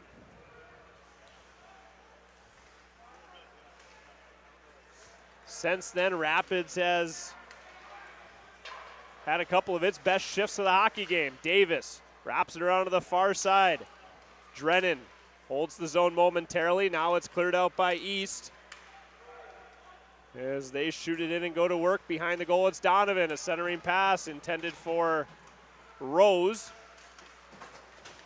Mortensen fights it the other way. Back to pick it up now is Winkler as Grand Rapids is changing. Long stretch pass at the blue line, it's Donovan. He leaves it there for Sudo. Fights through a check and controls in the corner. Gives it for Rose behind the goal. Roll off, takes it away from him. His centering pass off the stick of Forrest, and that goes for an icing as Forrest couldn't catch up to that puck for Grand Rapids. Well, definitely a different posture here. You had to ask yourself what would spark that Grand Rapids team to kind of kick it into another gear, and unfortunately it was the third goal against. But they definitely have put forth a few really good shifts here since then. You thought the next goal at 2-0 was important. The next goal at 3-0, critical for Grand Rapids. Mentioned the big crowd, biggest that I've seen here at the Heritage Center in a couple seasons at least, but very pro Duluth East. Other than the Grand Rapids band, I don't see a lot of orange, and that's a tough place to play when you're trailing by 3 goals. Yeah. Well, that's where you have to find the strength on the bench and not in the crowd. Downs fires one toward the net. It was blocked in behind. Peterson turns it over, and now starting it from behind the net is Roloff. Pass through center ice. Christian moves it ahead. This is Peterson. A shot, stick saved by Gunderson. Downs engages from the point. Along the M boards now, 2-on-1, now 3-on-1 battle. Well done there by Thomas Gunderson. Finally gets some help from Christian. They move it to the near side point. Delays there, fires a shot. Looking for a tip, didn't get one, did Aiden Spenningsby. He already got a goal from about that spot in the opening period. Just a smart play by him too, because he was being pressed at the point. He made a quick move to change the angle and got the puck through. Another shot from Spenningsby. This one blocked off by Stauffer, who starts the charge for Grand Rapids. He's at the end of a shift, so he'll chip it in. Thunderhawks change all 5 skaters. They're going to hold the zone here. This is Gunderson. Actually, it popped over his stick, and the other way comes Gunderson. A long shot pad save by Gunderson. Thomas Gunderson the shot. Miles Gunderson the save. Caleb Gunderson has the puck now. I was hoping I'd get a Gunderson to Gunderson Gunderson. You've had an abundance of Gundersons. Now it's Cole, a shot, and that ended up in the net, but immediately whistled off. It was underneath the goaltender, Gunderson. and it looked like Cole Christian kind of came crashing into the crease, and I think the referee said whistle went, or whistle was intended to go. So the face-off will be in the zone, but it will not be 4-0. It looked like an awkward save by Miles Gunderson as we work to take that goal off the board.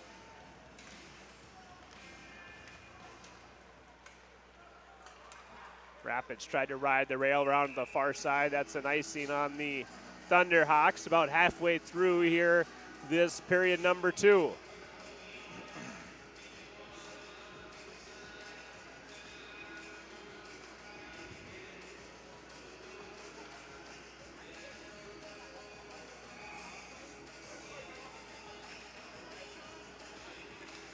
Face off to the left of the Grand Rapids zone. Moves around to the far side. This is Drennan. Tried to move it ahead, took a big hit along the far side, and Drennan has not moved. Now he does and will be very slow to his feet. He took a huge hit right at the blue line along those far side boards.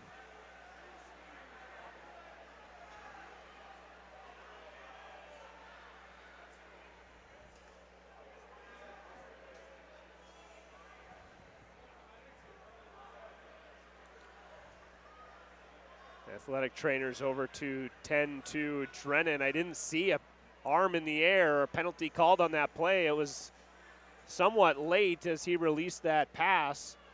But as they tend to Drennan, we will step aside with Duluth East leading 3-0 here on Youth Hockey Hub's Friday Night Ice. I think a force for good is kind of just what it sounds like. We wake up every day, go to work, try to do the best we can, but also have in the back of our head that we're going to help people and try to make a difference in people's lives. While it's important to do things for others, it's how you go about doing that day in and day out. That's the whole thing. That's the whole thing about one team. I don't care who you are in this company. Everybody has an opportunity to make a difference and contribute to the whole piece of the pie of what we're trying to do. I think pain that moves around, that's migratory, like, gosh, I was sore here for a couple days and now I'm sore here for a couple days. Like, migratory pain seems to be less concerning and less serious. Something that's persistent, pain that lasts more than 2 weeks, pain that seems to be resistant to other things like ice, rest, that's concerning. And anything that makes you limp is not okay. There's something wrong if you're limping. If you can't bear your own body weight on your legs, something's not right.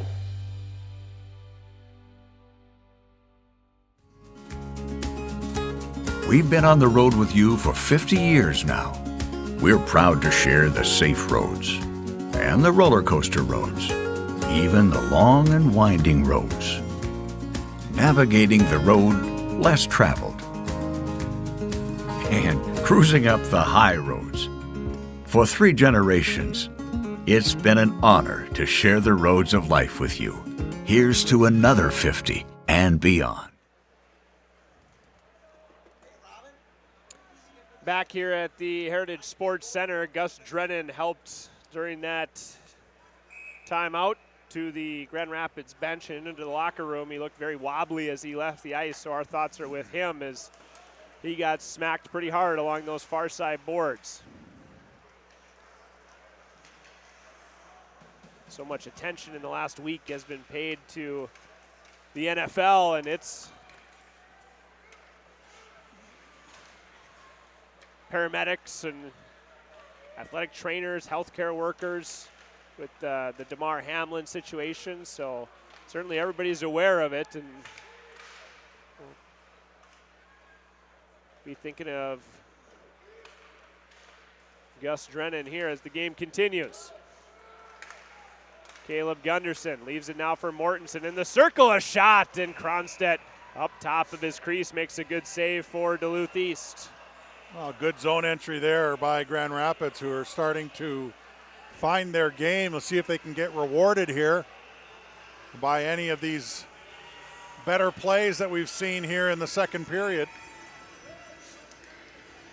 Caleb Gunderson, the Grand Rapids coaches told me he's a sophomore, plays center on the third line, but he's kind of interchangeable with Drennan on that top line, so we'll expect to see more of him alongside Mortensen and Davis for Grand Rapids as this game continues. Long shot here from the far side, and that's gloved and held by Miles Gunderson for Grand Rapids. Just over 7 minutes to play here in the middle frame.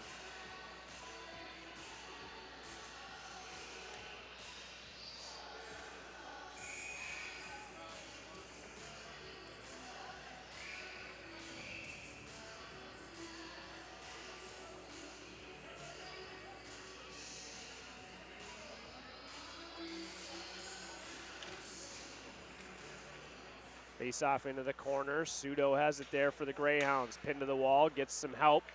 And now working his way off the wall and back to the point. Comes to Spenningsby, a long shot, he scores! Same spot for Aiden Spenningsby, his second of the game. It's 4-0 Duluth East.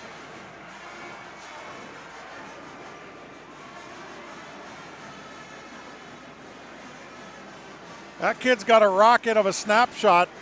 I mean, most kids don't get a slapper off that hard. I mean, that's got some heat on it, and he's well placed. You know, a slap shot is less accurate as far as placement. If you can get a good heater off your stick with a snapper, you're going to be more accurate. And as you said, same spot. He found the screen. He knew the goaltender was screened, and he put it over the blocker both times. What a heck of a shot. His second of the night, third of the season, and Duluth East. So far, a shocking scoreline here, 4-0. They are leading Grand Rapids. Mortensen across the line. The Thunderhawks have a comeback in them. That drop pass back out to neutral ice. They have to retreat across the line. The frustration you can see visibly starting to set in for Grand Rapids here. Now a takeaway. It's hard to believe that that's only his third goal of the season. With the way he shoots it, I'll tell you what, I know who I'm giving the puck to when it goes to the blue line. All 5-on-5 goals. The second one for Duluth East was just as a power play expired, but neither team with a special teams tally to this point. I mentioned this earlier, but Duluth East has scored a minimum of 7 goals in 4 of their last 6 games. That's a lot of goals, and they have 4 already in this one. Now it's East again, a long shot, and Gunderson makes the save. That was Winkler from the high slot for the Greyhounds. Just under 5.5 minutes to go here in the period. Yeah, you know what? And Duluth East has the luxury of not trying to force anything, so they're moving the puck in. That shot was a very good shot, but it was from high in the slot. You never know. Get a rebound, get a screen, whatever, but there's no panic in their game. They're up 4-0. They're playing just good, solid hockey. It's Grand Rapids that's going to have to start taking some risks here.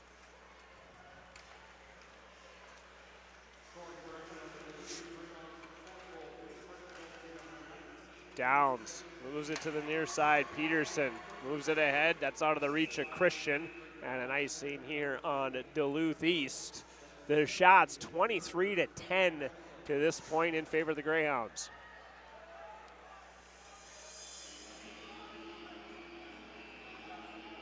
Their last game here, Grand Rapids, as you mentioned, lost to Minnetonka. They only were able to garner 10 shots in that hockey game. So they just aren't finding the offense right now. They aren't even finding the opportunities. This broadcast is not about the Skippers, but I talked to assistant coach Reed Larson and head coach Wade Chiodo separately before the game tonight. I asked them about that Minnetonka game, and both of them had the same look in their eyes and said, whoa, they're good. The depth and the skill that the Skippers have on their team is second to none. Yeah, and they knew it was going to be a test, and it certainly was. But so is this. You go from the, you go from the pot into the fire, or you go from the, I don't even know what that saying is anymore. But I think you know what I mean. They didn't exactly get a break coming off that game. Bouncing puck there off the stick of Stauffer from the point. certainly Duluth East is not giving them a break as they've scored the first 4 goals here, held at the line. This is Mortensen. Delays, waits for reinforcements. His shot was blocked. Christian on the back check. Now turns it in the offense for Duluth East. Tries to walk it through the skates there of Gunderson, who was defending for Grand Rapids. Gunderson has it now. He takes a hit, moves the puck ahead though, and this is Davis. At the line has Gunderson and Mortensen, who gets it. Centering pass, that was blocked away. Mortensen has it again. Circles the wagons behind the goal, out toward the front. A shot that was blocked off. It comes to Mortensen. Now back to the point, Murphy. Those two play catch, and Mortensen's area pass no good. Back to center ice for Grand Rapids. And the Thunderhawks are offside. Face-off coming at neutral ice.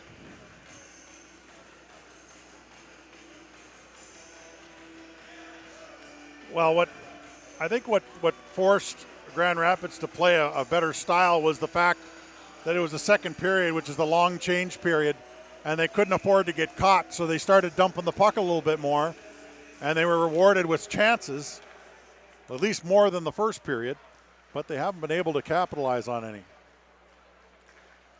Had a couple good looks at Cole Cronstedt, but so far the Duluth East junior has played pretty solid. A couple fortunate bounces for him. He's just 2-5-0, 3.62 goals against average, a save percentage of .859. Not out of this world numbers for the Duluth East junior, but he's been pretty good here tonight. Rapids back to work in the corner. This is Christian, moves it ahead, has it taken away at the blue line. Rapids. Shermoen couldn't hold the puck, and now a hit there right at the red line. Stauffer sidesteps one would-be defender, falls then, fires. Did Shermoen from right behind Stauffer. That missed high and wide, and now back the other way. This is Cole, one of the goal scorers tonight for Duluth East. Has it taken away. Shermoen crosses the red line. He'll shoot it in. Rapids changes 4 of its 5 skaters. East wraps it around to the far side. Downs has his outlet pass, intercepted by Stauffer, who gets it back in for Grand Rapids. 2.5 minutes to go here in period number 2. The Thunderhawks would love to get at least one of these 4 back before the intermission. Puck into the corner now. This is Miller, centering pass. That was knocked away, and East will clear.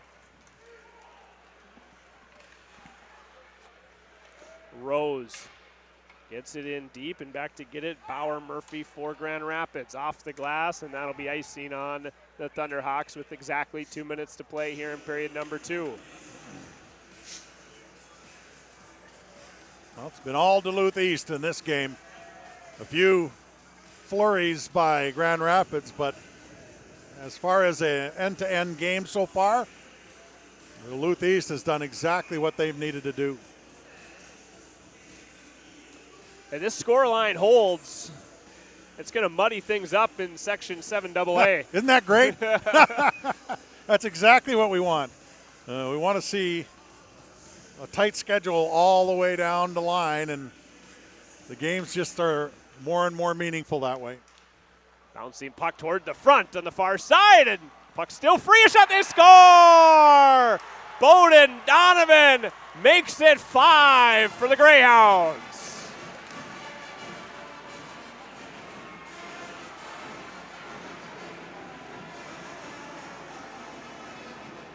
Oh, just not enough bodies in white shirts going down. The white sweaters were all around the blue paint and were able to bat away at it until it went in the net. They are having their way in this hockey game. Donovan's 3rd goal of the season, 5-0. The Greyhounds lead here late in the 2nd period.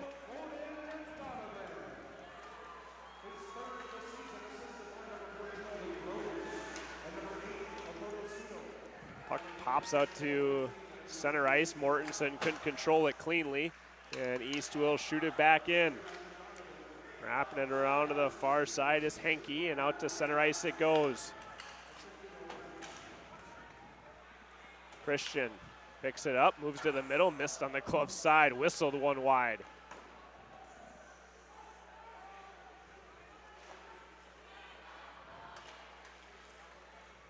Now it's Murphy. Moving ahead for Grand Rapids. He's canceled out. Nice defensive play there by Murray. And he moves it ahead for Christian. Christian takes a bump, separated from the puck along the far boards. Murphy now back in his own end for Grand Rapids. To the far side, Stauffer. They try to get something going here as they flip it up over the glass and out of play with 45 seconds to go. Well, I honestly thought that Grand Rapids was going to press back a little bit harder for a longer period of time. Duluth East has had the answer all game long, and they aren't relenting. Shocking is the word I used earlier, and I stand by it. I wouldn't have been shocked if you had told me Duluth East would win this game tonight, but 5-0 here near the end of 2 periods is not the scoreline I would have predicted.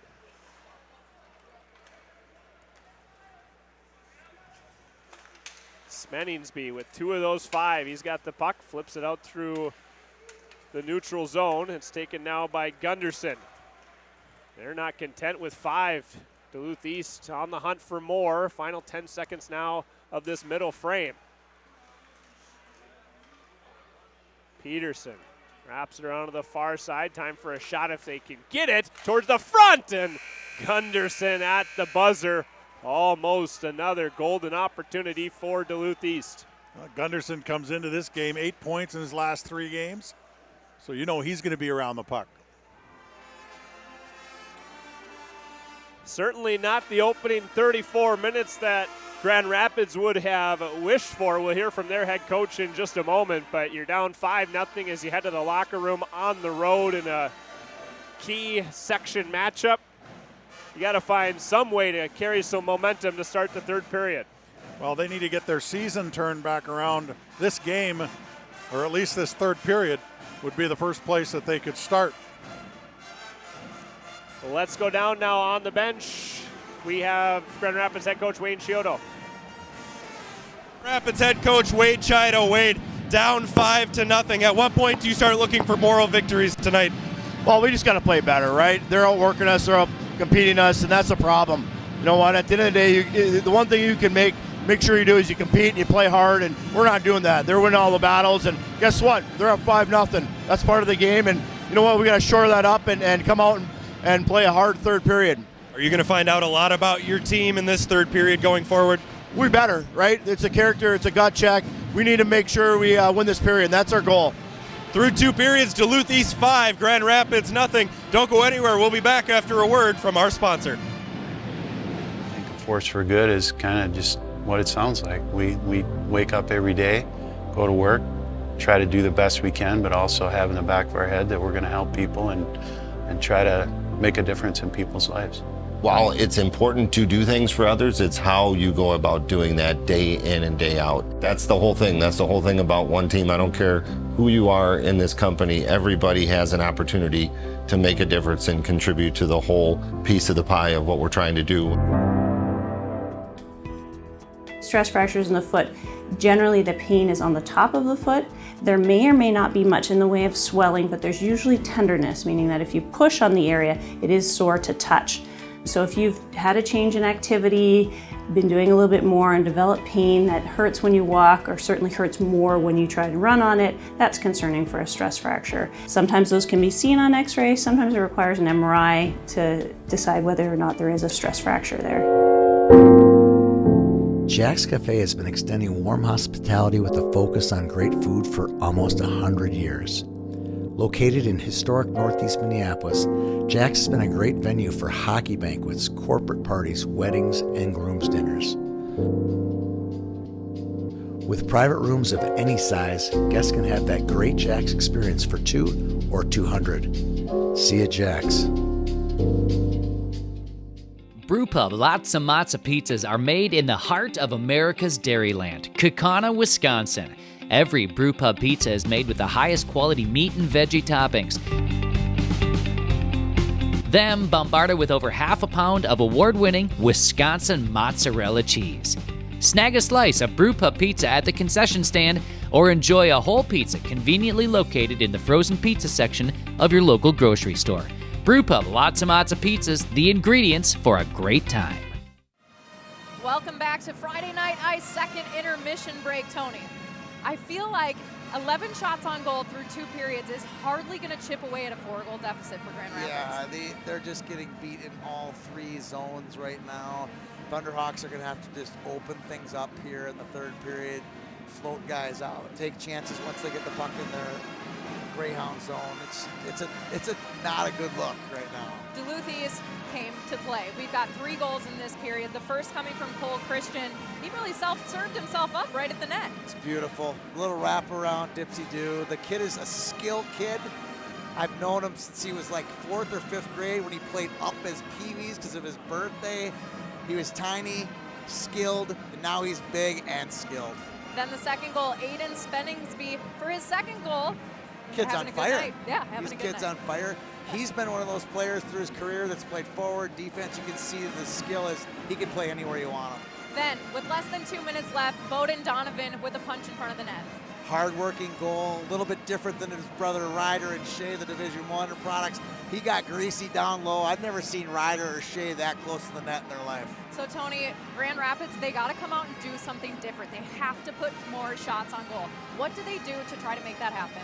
I said a minute ago that they're just going to have to release. You know, they're going to have to release 2 forwards out. They're going to have to open this thing up into a full 200-foot game in order to really open things up for themselves, which is not very comfortable for Chido and the gang. If I'm Grand Rapids at this point, I am sweating. When we come back, we have Peter Odney will be joined by the Grand Rapids band director, Dale Gunderson, followed by a performance by the Grand Rapids Band.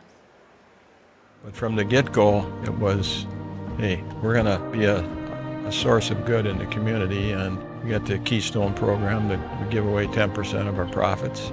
It's such a core value is the philanthropic piece of this, and whether it's Hope Kids or ETS or Whispers of Hope, the Grief Club, basically it's set out that this is something that it's a part of what you do, and everyone has a lot of buy-in and is very excited to do it.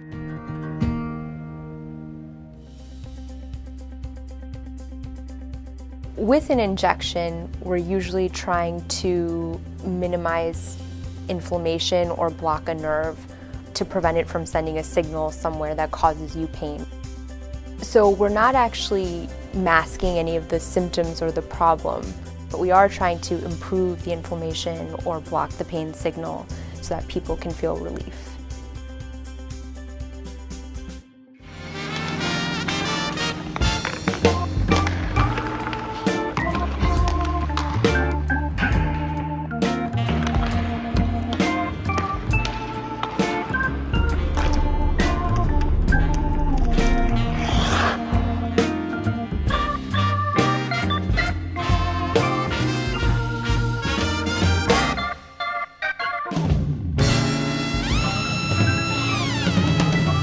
Brewpub Lots of Matzo pizzas are made in the heart of America's Dairyland, Kaukauna, Wisconsin. Every Brewpub pizza is made with the highest quality meat and veggie toppings. Them bombarded with over half a pound of award-winning Wisconsin mozzarella cheese. Snag a slice of Brewpub pizza at the concession stand or enjoy a whole pizza conveniently located in the frozen pizza section of your local grocery store. Brewpub, lots of pizzas, the ingredients for a great time. We're down here in the thick of things with Grand Rapids High School band director Dale Gunderson, a youth and music band director, Hall of Famer, and the father of Grand Rapids senior goaltender Miles.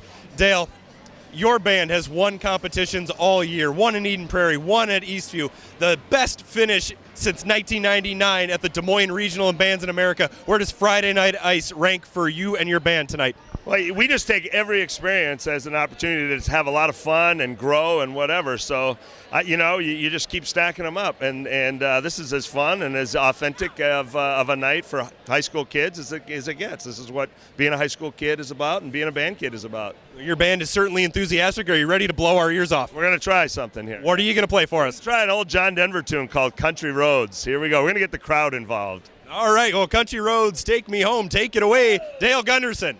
3, 4, 1.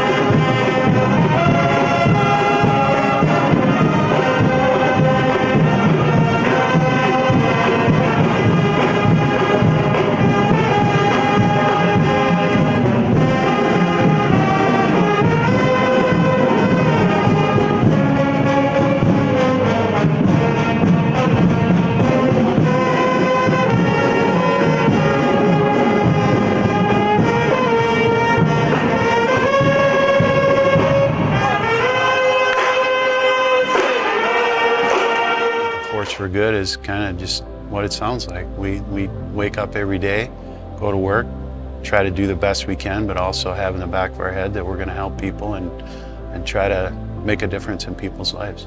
While it's important to do things for others, it's how you go about doing that day in and day out. That's the whole thing. That's the whole thing about one team. I don't care who you are in this company. Everybody has an opportunity to make a difference and contribute to the whole piece of the pie of what we're trying to do.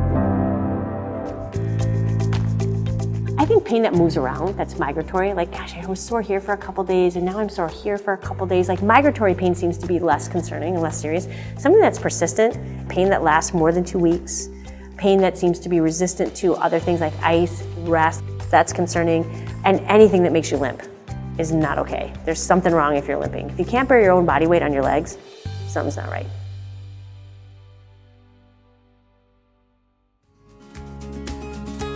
We've been on the road with you for 50 years now.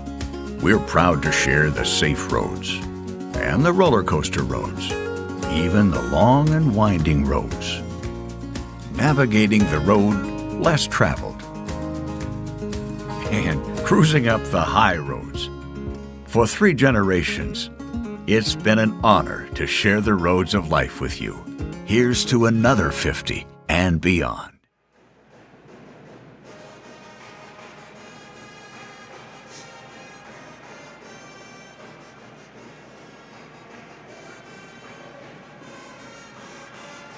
Welcome back to the Heritage Sports Center. 5-0 the score as we start this third period. Duluth East leading Grand Rapids in this Section 7AA battle. Zach Schneider, Mike Greenlay here with you from Duluth. And stranger things have happened. I've learned to never say never in this game, but Grand Rapids better find something and find it quick.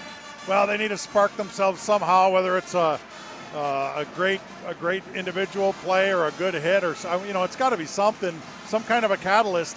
That's not going to do it, but that might get them on the road to it. I like the way they responded after that third goal against in the second period, and I think whatever it was that got them going in that 2-3 shifts after that, that's what they need to find, because they were buzzing when that occurred, and they weren't able to find a way to get it into the net, but that attitude and the way they played the game definitely changed. It was very visible.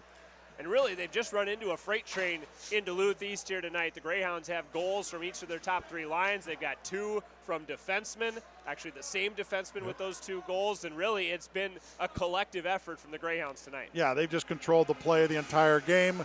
They have jumped on the loose pucks. They've made the smart plays of when they don't have anything to get it deep into the zone and go to work. I mean, they've done a lot of the right hockey things. And when you do that, you're going to win a lot of hockey games. I just didn't think it would be 5-0 after 2. But when you do things right, they come in bunches, right?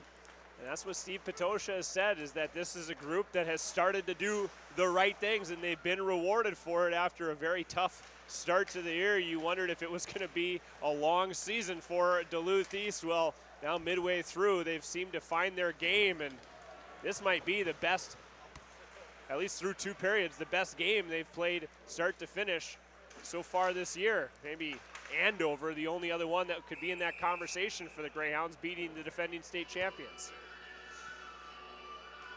Well, they certainly look like a team to me that's not going to be if they continue to play like this. I mean, they're just so solid throughout their game.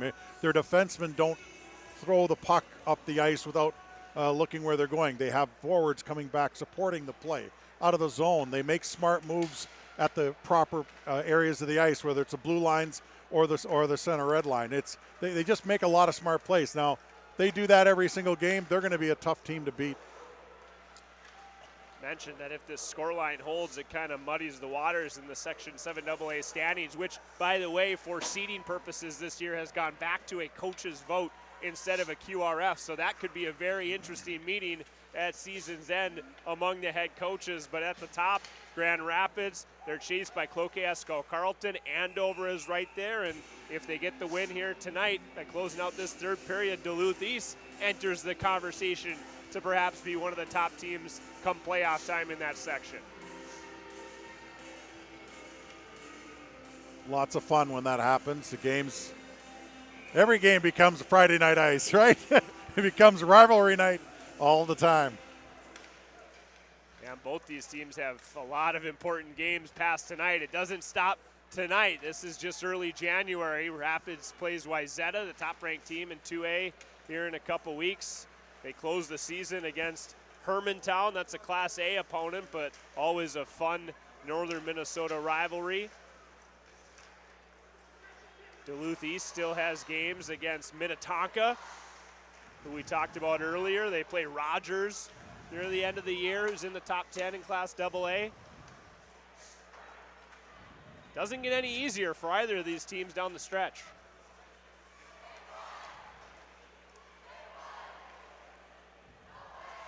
Two minutes already gone here in the third period. Still 5-0.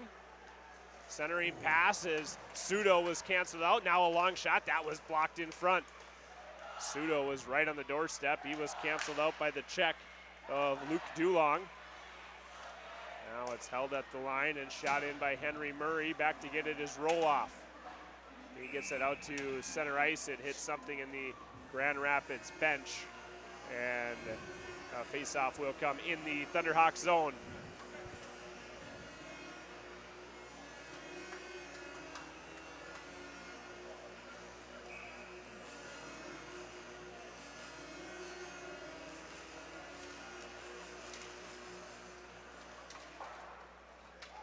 Off the glass, and that'll be in on goal, so East will be forced to play it in its own end. Off the boards and out to center ice. Stauffer will shoot it back in for the Thunderhawks. Downs collects it in that corner, doubles back to the far side. Christian took a hit, and he's got the puck now behind the goal. One of the goal scorers tonight for Duluth East. Spenningsby, he's got 2 of them. He shoots it in. Gunderson leaves it there for Stauffer to his partner Roloff, and out to center ice. Falling on the play was Spenningsby, and knocking it into the zone now Davis. This is Gunderson, Caleb Gunderson towards the front of the net. Mortensen on the attack there, and it's taken away now by Grady Downs for Duluth East. He moves it ahead. This is Peterson across the line. His centering pass is knocked away, but it comes back to Peterson along the near boards. Poke checked away by Stauffer, taking a hit, moving it up along the boards. Now Downs with a slap shot that was sticked up and out of play by the goaltender, Miles Gunderson. Grand Rapids, their record is on the strength of their first 6 games of the season, a 6-game winning streak. And since then, it's been, to say the least, it's been a struggle for them. Said their team went through some sickness in the month of December, so they didn't have full complement of players. Now they do, and so looking to kind of get that consistency back that they had earlier in the year. Again, they weren't blowing teams out. East, as you mentioned in that second period, has really been blowing teams out in their recent string of success. Grand Rapids was never really doing that. They were winning games 3-1, 3-2, but winning kind of their way, and they need to get back to that, it seems. Well, it's tough because if you lose a piece of the puzzle when you're just narrowly winning hockey games, sometimes it's enough to kind of knock you off your pedestal. Winkler shoots it in here for the Greyhounds. Murphy moves it along the near boards. Forrest. This is Garski now at the line. Miller tried to go back to Garski. Shot out of a cannon into that end boards, but time certainly not on the side of Grand Rapids at this point. Just over 12 minutes to go. Garski to the middle, long shot. That was blocked and found the high netting. Luke Dulong with a long shot for Grand Rapids, deflected up out of play.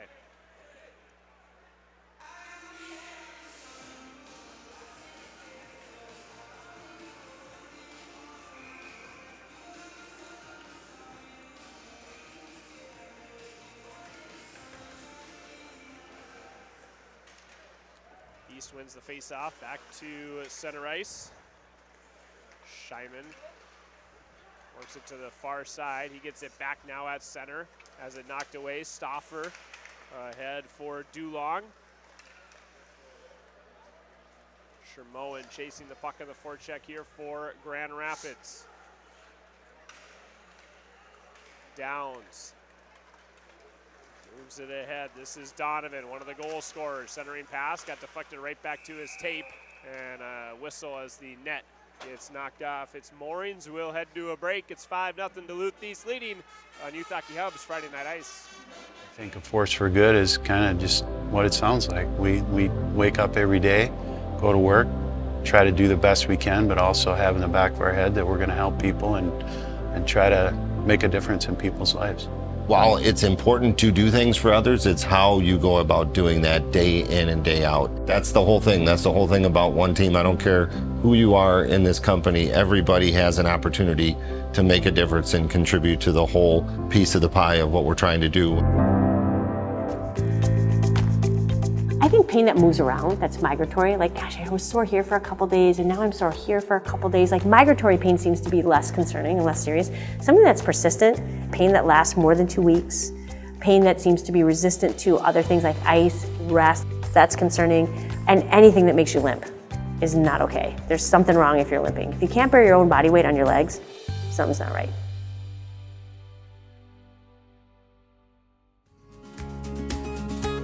We've been on the road with you for 50 years now. We're proud to share the safe roads and the roller coaster roads, even the long and winding roads. Navigating the road less traveled and cruising up the high roads. For 3 generations, it's been an honor to share the roads of life with you. Here's to another 50 and beyond. Back to live action here at the Heritage Sports Center. 5-0 the score in the third period. Duluth East is leading Grand Rapids. Shot there is gloved and held by Cole Cronstedt. Yeah, it hasn't really been tested a lot. Yeah, there's been a few, but not really the kind of barrage that you need to really turn things around. There's a shots on goal. 13-10 last game for Grand Rapids. So they're really not pumping the puck at the net. Another shot here gets through the crowd, but not really a threatening bid right there. It was just kind of a quick wrist shot, but I think they're looking for some magic somewhere. Deflection, screen, something. Rebound. Well, we mentioned in that first period that opportunity that Rapids had when they had Cole Cronstedt out of position. He caught an edge, and now a big hit levied in the Duluth East defensive zone. But oh, how different a game this could have been had they capitalized on that chance. A shot that went off the side of the cage, and he was out near the hash marks. It felt like that was yawning. He was swimming. That was one of the more interesting things I've seen. Tied up puck right in front of the Grand Rapids bench. It's moved to the far side now, and a penalty as Rapids' frustration continues to show. They take a penalty behind the play, and Duluth East will be back to the power play. A lot of pushing and shoving at the blue line there, and one of the Grand Rapids players even took a shot at a guy that was on the ice from the bench. But although he didn't get whistled, one of the Grand Rapids players who actually had a breakaway out of the penalty box in the second period and didn't get a shot on goal, he's in there again. East 0 for 2 on the power play so far tonight. Their 5-on-5 game has been pretty good. Looking for a special teams tally as that shot from Ian Christian is gloved and held by Miles Gunderson. So far, Duluth East, 6.5 minutes into this third period. We always say in games like this, you want to make the third period awfully boring if you're the Greyhounds, and so far that's been the case. Yeah, they're not pressing as hard as they were earlier in the game. They're making, as they've done all game, they're making just the smart play. They're just getting, get it out, get it in. I know it sounds pretty boring, but if you have this type of lead and you can afford to just make smart plays the rest of the way, I'll tell you what, it's tough to come back on teams like that. I have to apologize to Tony. We don't mean to call the broadcast boring, but no. that's the goal of the home team in this 17 minutes. The broadcast isn't boring. The play right. every once in a while can be. One-timer from the point. Boy. That's a save by Gunderson, and I think that got redirected in front. That wasn't a boring play. That was a screen with a deflection in front and a good save. 1 minute to go in this Duluth East power play, their third of the game. Shots 30-14 with 9.5 minutes to go in regulation.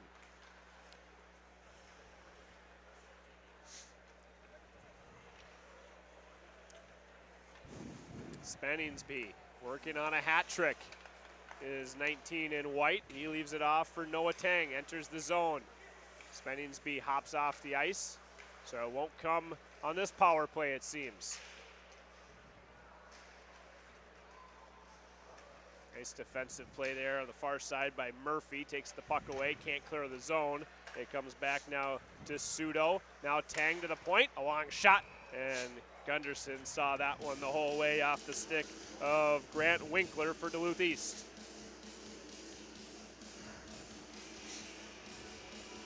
Well, it's amazing what you do when you clear a path for your goaltender.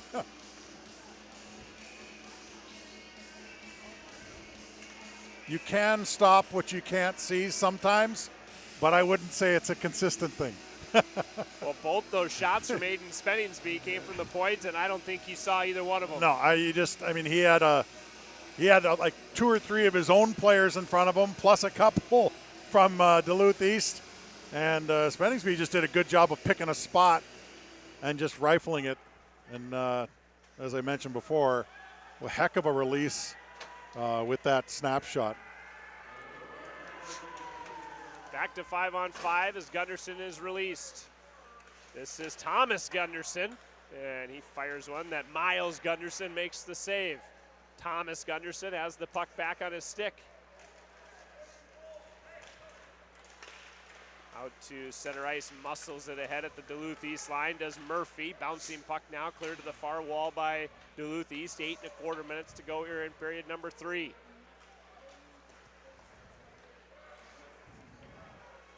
Murray and Winkler play catch behind the Duluth East goal. Long stretch pass is tipped into the Grand Rapids zone. Stauffer ahead at the line. That's mishandled. And back on the attack now is East. Gunderson tried to get it to Christian. Christian back to Gunderson. That's Thomas in the far side corner for the Greyhounds. He's pushed along the wall by Bauer Murphy. Lost his stick in the process. And Shermoen plays it around to the near side.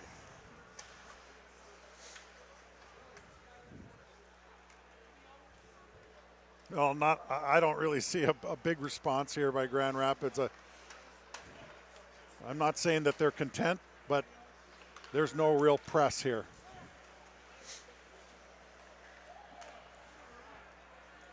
This is about as lifeless as you could imagine, this storied northern Minnesota rivalry. And And a 5-0 scoreline will do that sometimes.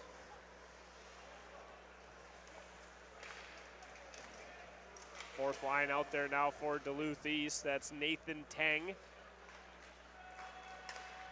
He's the older brother of Noah Tang. Now a rink-wide pass here for Grand Rapids. Finds the stick of Forrest. He's in alone, trying to get some reinforcements. Garski on the scene to help. Garski picks the pocket there. Centering pass, high in the slot. This is roll-off. He spins one back in behind. 6.5 minutes to go here in period number 3. Now it comes free to Stratton Moss. Big number 36, he muscles it out to center ice where Luke Rose has a pass knocked off his stick by Jacob Garski. Nice play at the far side by Downs. Now still some second effort plays there by Duluth East, so that's good to see that they respect the fact that it's 5-0, but they're not taking the rest of the period off. Gunderson shoots it in for Grand Rapids. Back to collect it is Murray. He's chased by Caleb Gunderson. Murray doubles back behind his own goal. Now gives it to Winkler, who will move ahead for Duluth East. This is Sudo across the line. Sudo has Donovan going to the net. He's muscled into the corner by Dominic Broberg. Rather, that's Will Stoffer, excuse me. Works its way to the far side and taken away now by Lane Mortensen, who gets it out to center ice for Grand Rapids. Caleb Gunderson shoots it in, just over 5 minutes to go here in period number 3.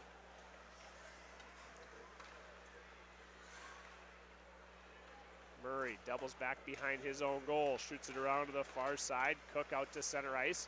Bouncing puck just outside the east line. Mortensen was tripped up, a penalty coming here to East, and Grand Rapids will go to its second power play of the night with 5:03 to go.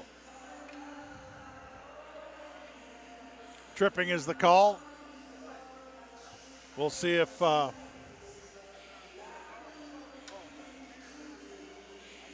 Grand Rapids can take advantage of this. And do I think it's going to swing the game? Not likely, but it would be nice to see Grand Rapids get a little bit of reward here.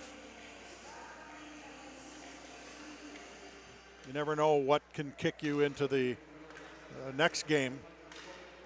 Next game, rest of your season. Rapids would like anything positive to come out of this hockey game at this point. On the chase now is Murphy. And a penalty coming, I believe, to Bauer Murphy as he hounded Duluth East into that corner and will skate 4-on-4. Well, that was short-lived.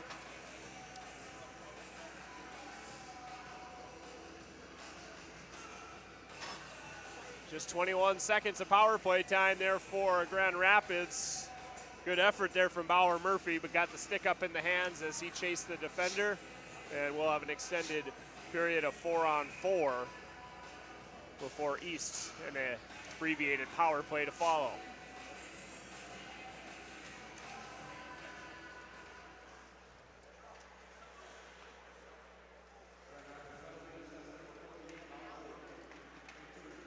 Roll off. Across his own blue line. Now the red. He'll flip it in behind the goal. Chasing it there is Forrest for Grand Rapids. It pops free to Christian. And now it's Winkler who controls for the Greyhounds. Christian on his backhand to Winkler, a shot. That was rising, missed high on the stick side. Now it's Garski, long shot. Cronstedt gloves that and releases, gives to Murray, and now Winkler.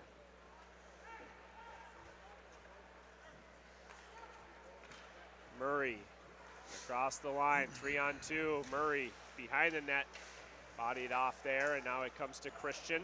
Rather, that's Gunderson. Back to the point, Winkler. Winkler to Gunderson, winds, fires, a shot, he scores! Thomas Gunderson. It's 6-0 Duluth East.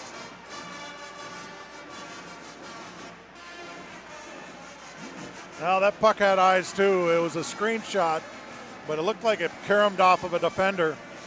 Either way, just more icing on that cake that the Duluth East Greyhounds have been building all game long. It's been pretty dominant game, not just by the score, but just every aspect of the game has been dominant. Cole Christian earlier in the game had scored his 8th goal of the year and tied Thomas Gunderson for the Duluth East team lead. Now Gunderson takes that title back, at least for the moment. His 9th goal of the year makes it 6-0 with 3.5 minutes to play. 4-on-4 continues for the next 25 seconds. Here's the goal scorer. This is Gunderson. Had to figure one of the Gundersons ended up on the score sheet tonight. Ended up being Thomas. I'd say the odds are with the Gundersons.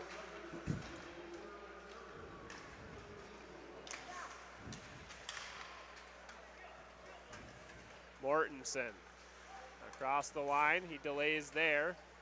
Knocked off the puck by Thomas Gunderson. East has 5 skaters again. A short 20-second power play for the Greyhounds. Under 3 minutes to play here in the 3rd period. Actually, it's Rapids. A tip in front, a shorthanded opportunity for the Thunderhawks. Now we're back to 5-on-5 after that brief power play chance for Duluth East. This is Tang at the far side. Tried to leave it there. Knifing his way through the middle was Wyatt Peterson. And now it's Roloff. Ran into his own guy just outside the Duluth East line. It's taken away by Murray. Moves ahead to Tang, and now to the middle it's Christian. Duluth East has done such a good job, Mike, of finding the open ice. Even as they attack with speed, they've just seemed to find every soft spot in the Rapids defense. I think a lot of that has to do with how you come up the ice. I mean, every time they come up the ice, there's 3 or 4 available players, and if there's an out of space, they find one. I mean, when you have those types of options, you can chip the puck and chip and chase and run and put it in someone's lane. And you do that all night long. I mean, it's always going to look like you have open space. And that's just good team play right there. They've done a very good job of that, and they've been consistent with it all game long. Running time with the 6-goal lead now with 90 seconds to play.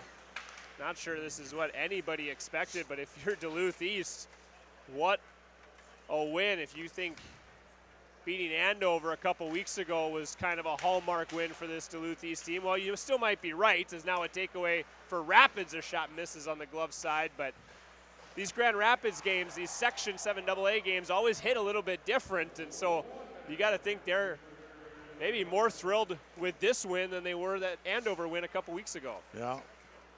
Well, as I said, it's not only a rivalry game, it's a payback game from earlier this year. So a significant response. Cronstedt makes the save, and with a face-off coming in the Duluth East zone. That should just about do it.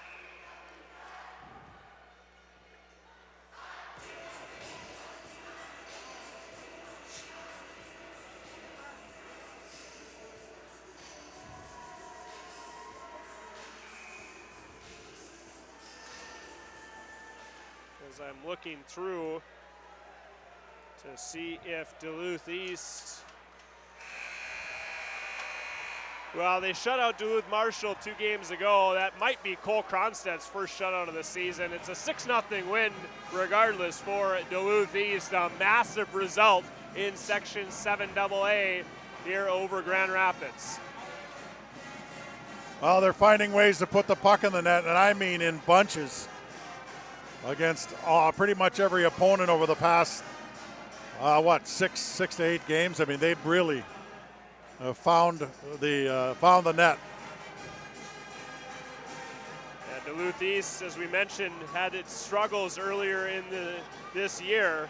They lost 4 of their first 5 games and now have won 6 of their last 7, perhaps none bigger than this 6-0 win here over Grand Rapids. And that, as we mentioned, stacks 4 or 5 teams up at the top of this section.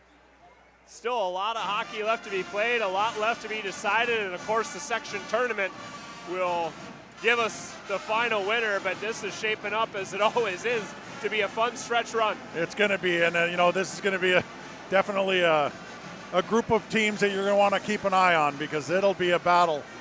It'll be a battle all the way to the end, and that's exactly what we want to see. See who can step forward. Mentioned earlier in the broadcast that these two teams may very well meet each other again in the Section 7 playoffs. So we will see if there's Chapter 3 for the Thunderhawks and the Greyhounds. So far, it's a regular season split. Each team winning at home. Grand Rapids 3-2 earlier in the season, and now Duluth East a 6-0 win here tonight. The player of the game is Duluth East senior defenseman Aiden Spenningsby. He scored 2 goals, including the eventual game winner. He's on the ice with our Peter Ortney. As Duluth East tops Grand Rapids 6-0 tonight at the Heritage Center. Aiden, as your teammates were coming off, they were pounding you on the shoulders going, "Oh tree, oh tree." Can you tell the folks at home what "Oh tree" is all about? Yeah, so Willie O'Ree was the first colored player to be in the NHL. And so they call me Willie O'Ree, and it just kind of developed into "Oh tree." So, yeah. All right, that's a good explanation. For the first time in 1,457 days, the Duluth East Greyhounds are victorious over the Thunderhawks. It's been 4 years, Aiden. What's it like to finally get a win over the Black and Orange? Well, it feels really good to finally beat them, obviously. But we'll feel good about it tonight, get a good sleep, and go try to win another one tomorrow morning. From a player's perspective, what was the atmosphere like tonight? A packed house, a packed parking lot? Oh, it was awesome. Does the team feed off that at all? Oh, yeah. Oh, yeah, they fed off it tonight. Duluth East 6, Grand Rapids 0, the first win for the Greyhounds over the Thunderhawks in 4 years. Our player of the game, Aiden Spenningsby, with 2 goals. Thank you, Aiden. Yep, thank you. We're throwing it back up top. I think a force for good is kind of just what it sounds like. We wake up every day, go to work, try to do the best we can, but also have in the back of our head that we're going to help people and try to make a difference in people's lives. While it's important to do things for others, it's how you go about doing that day in and day out. That's the whole thing. That's the whole thing about one team. I don't care who you are in this company. Everybody has an opportunity to make a difference and contribute to the whole piece of the pie of what we're trying to do.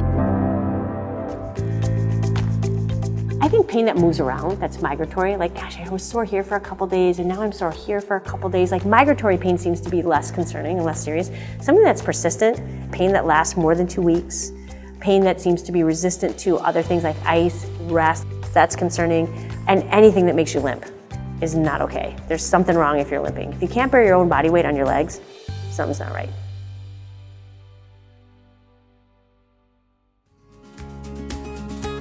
We've been on the road with you for 50 years now. We're proud to share the safe roads and the roller coaster roads, even the long and winding roads. Navigating the road less traveled and cruising up the high roads.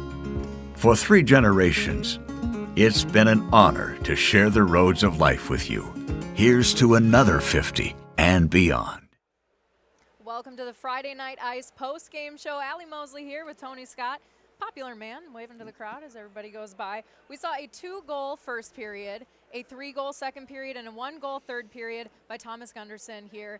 Kind of seemed like Duluth East all the way. All night long. That's all we saw. Did Grand Rapids show up? Their band was good. I don't know. Their band was good. Right. You know, I think we'll just I think Wade Shadows is going to chalk that one up and say, you know, we didn't show up. We got to show up next time we get to the playoffs. Now remember, in Game 2 of the season, Grand Rapids beat Duluth East 3-2. What kind of a statement did Duluth East make in this comeback game? I think they just keep making statement after statement after statement this year, ever since the early part of the season. They're in a 4-game win streak.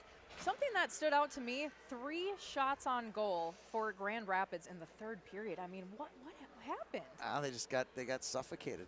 Like I said, they've been when East gets going, they start suffocating Rapids, and the Rapids D had no answer tonight. Tony, what's the overall kind of view of what this game was? I feel like maybe we thought this one was going to be a little closer than it was.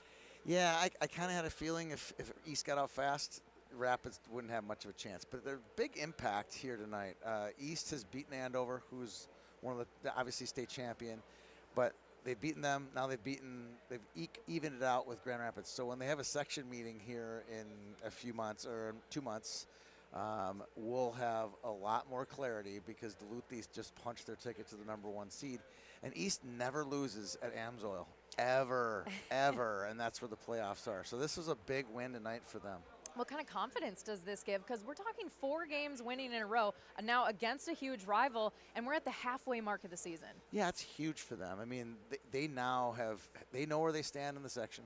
Now they're going to go out and just get better and better and better. So it's funny to see the people in the hallways here today talking to me. I'm talking to some Bantam kids. I talked to some dads, and it goes, it's going to be awesome to watch East in state again. I mean, they're already booking their hotels for St. Paul, which I love to see that. Absolutely. I think a little bit of a surprise in tonight's final score, but at the end of the day, these two teams will meet again, and it'll be a showdown.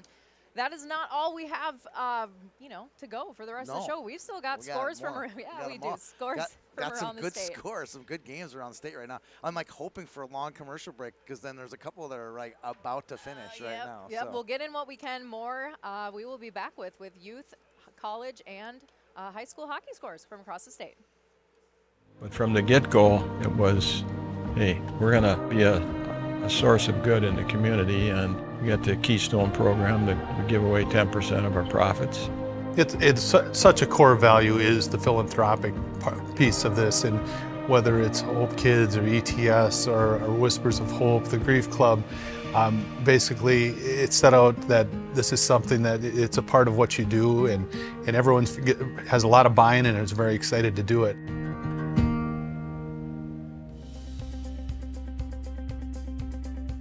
With an injection, we're usually trying to minimize inflammation or block a nerve to prevent it from sending a signal somewhere that causes you pain.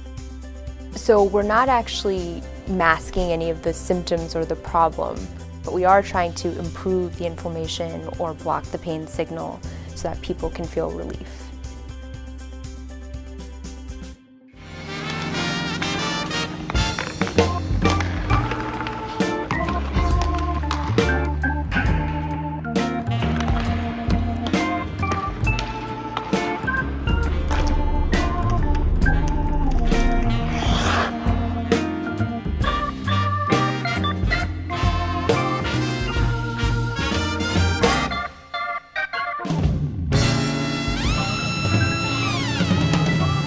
Brewpub Lots of Matzo pizzas are made in the heart of America's Dairyland, Kaukauna, Wisconsin. Every Brewpub pizza is made with the highest quality meat and veggie toppings. Then bombarded with over half a pound of award-winning Wisconsin mozzarella cheese. Snag a slice of Brewpub pizza at the concession stand or enjoy a whole pizza conveniently located in the frozen pizza section of your local grocery store. Brewpub Lots of Matzo pizzas, the ingredients for a great time. I think a force for good is kind of just what it sounds like. We wake up every day, go to work, try to do the best we can, but also have in the back of our head that we're going to help people and try to make a difference in people's lives. While it's important to do things for others, it's how you go about doing that day in and day out. That's the whole thing. That's the whole thing about one team. I don't care who you are in this company. Everybody has an opportunity to make a difference and contribute to the whole piece of the pie of what we're trying to do. Stress fractures in the foot, generally the pain is on the top of the foot. There may or may not be much in the way of swelling, but there's usually tenderness, meaning that if you push on the area, it is sore to touch. So if you've had a change in activity, been doing a little bit more and developed pain that hurts when you walk or certainly hurts more when you try to run on it, that's concerning for a stress fracture. Sometimes those can be seen on x-ray, sometimes it requires an MRI to decide whether or not there is a stress fracture there. Jack's Cafe has been extending warm hospitality with a focus on great food for almost 100 years. Located in historic Northeast Minneapolis, Jack's has been a great venue for hockey banquets, corporate parties, weddings, and groom's dinners. With private rooms of any size, guests can have that great Jack's experience for 2 or 200. See you at Jack's. Brewpub Lots of Matzo pizzas are made in the heart of America's Dairyland, Kaukauna, Wisconsin. Every Brewpub pizza is made with the highest quality meat and veggie toppings. Then bombarded with over half a pound of award-winning Wisconsin mozzarella cheese. Snag a slice of Brewpub pizza at the concession stand or enjoy a whole pizza conveniently located in the frozen pizza section of your local grocery store. Brewpub Lots of Matzo pizzas, the ingredients for a great time. Welcome back to Friday Night Ice post-game show. Tony, it's Friday night. It means there's a lot of puck happening on ice all across the state. It's crazy. I was talking about maybe a little bit longer. There's a couple college games. Bemidji and UMD were tied 1-1 late in the third. We still don't have a final on that one, but we got a ton of scores all over the place. You have them written down. A lot of this to me is like off the top of my head.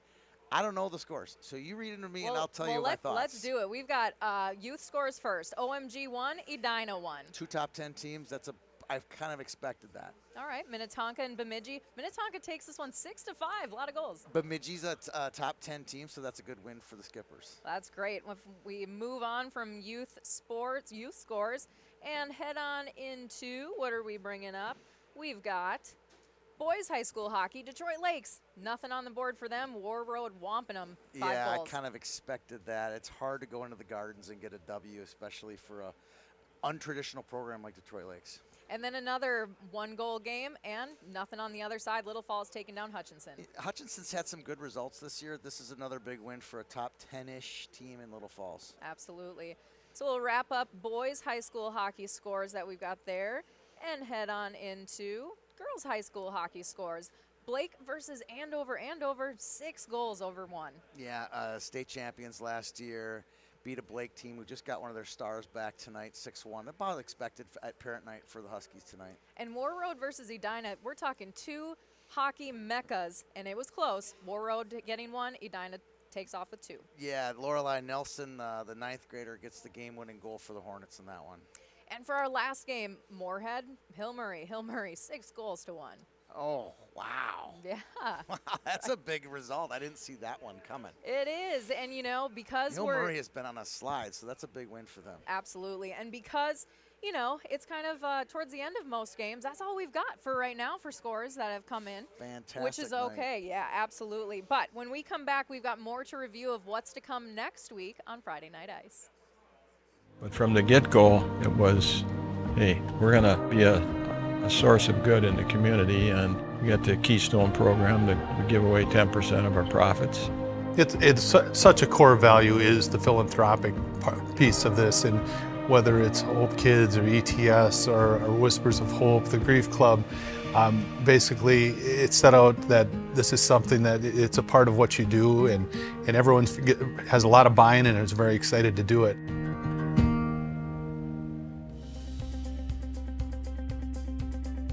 With an injection, we're usually trying to minimize inflammation or block a nerve to prevent it from sending a signal somewhere that causes you pain. So we're not actually masking any of the symptoms or the problem, but we are trying to improve the inflammation or block the pain signal so that people can feel relief.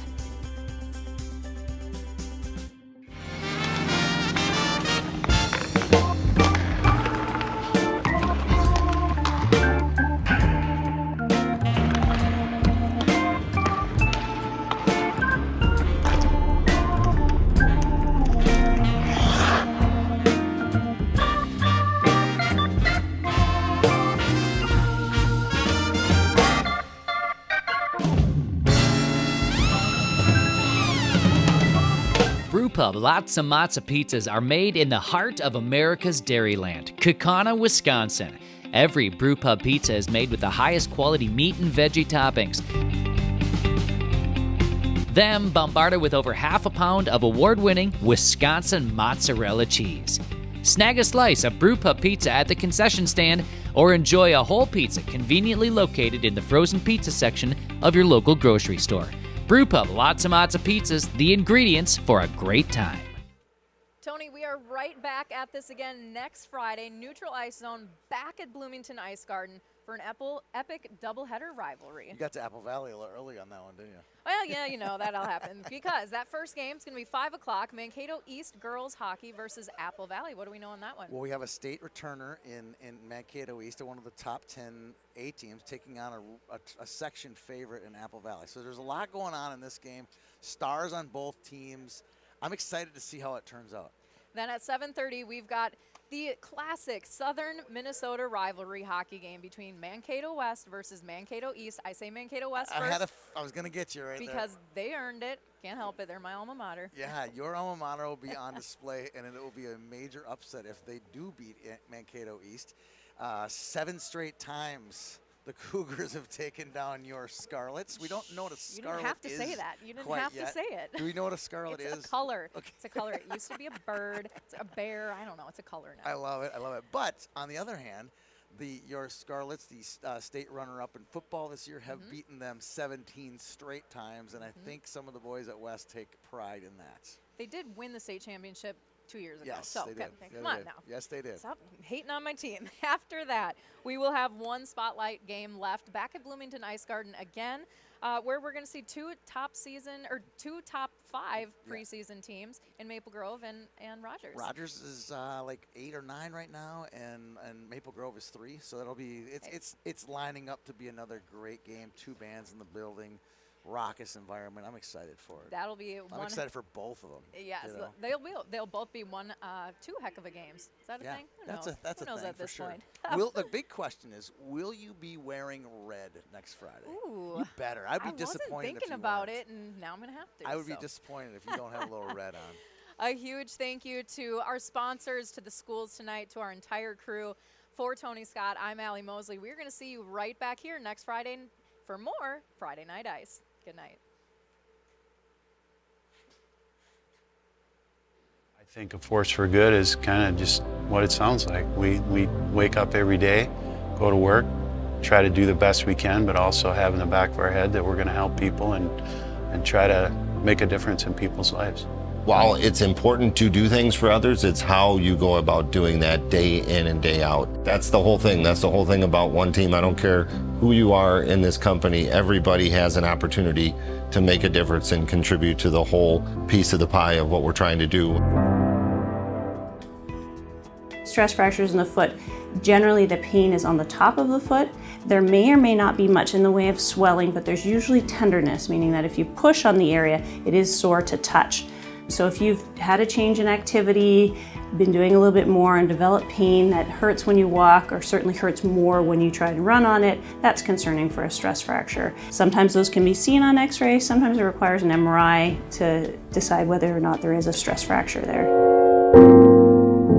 Jack's Cafe has been extending warm hospitality with a focus on great food for almost 100 years. Located in historic Northeast Minneapolis, Jack's has been a great venue for hockey banquets, corporate parties, weddings, and groom's dinners. With private rooms of any size, guests can have that great Jack's experience for 2 or 200. See you at Jack's. Brewpub Lots and Lots of Pizzas are made in the heart of America's Dairyland, Kaukauna, Wisconsin. Every Brewpub pizza is made with the highest quality meat and veggie toppings. Then bombarded with over half a pound of award-winning Wisconsin mozzarella cheese. Snag a slice of Brewpub pizza at the concession stand or enjoy a whole pizza conveniently located in the frozen pizza section of your local grocery store. Brewpub Lots and Lots of Pizzas, the ingredients for a great time.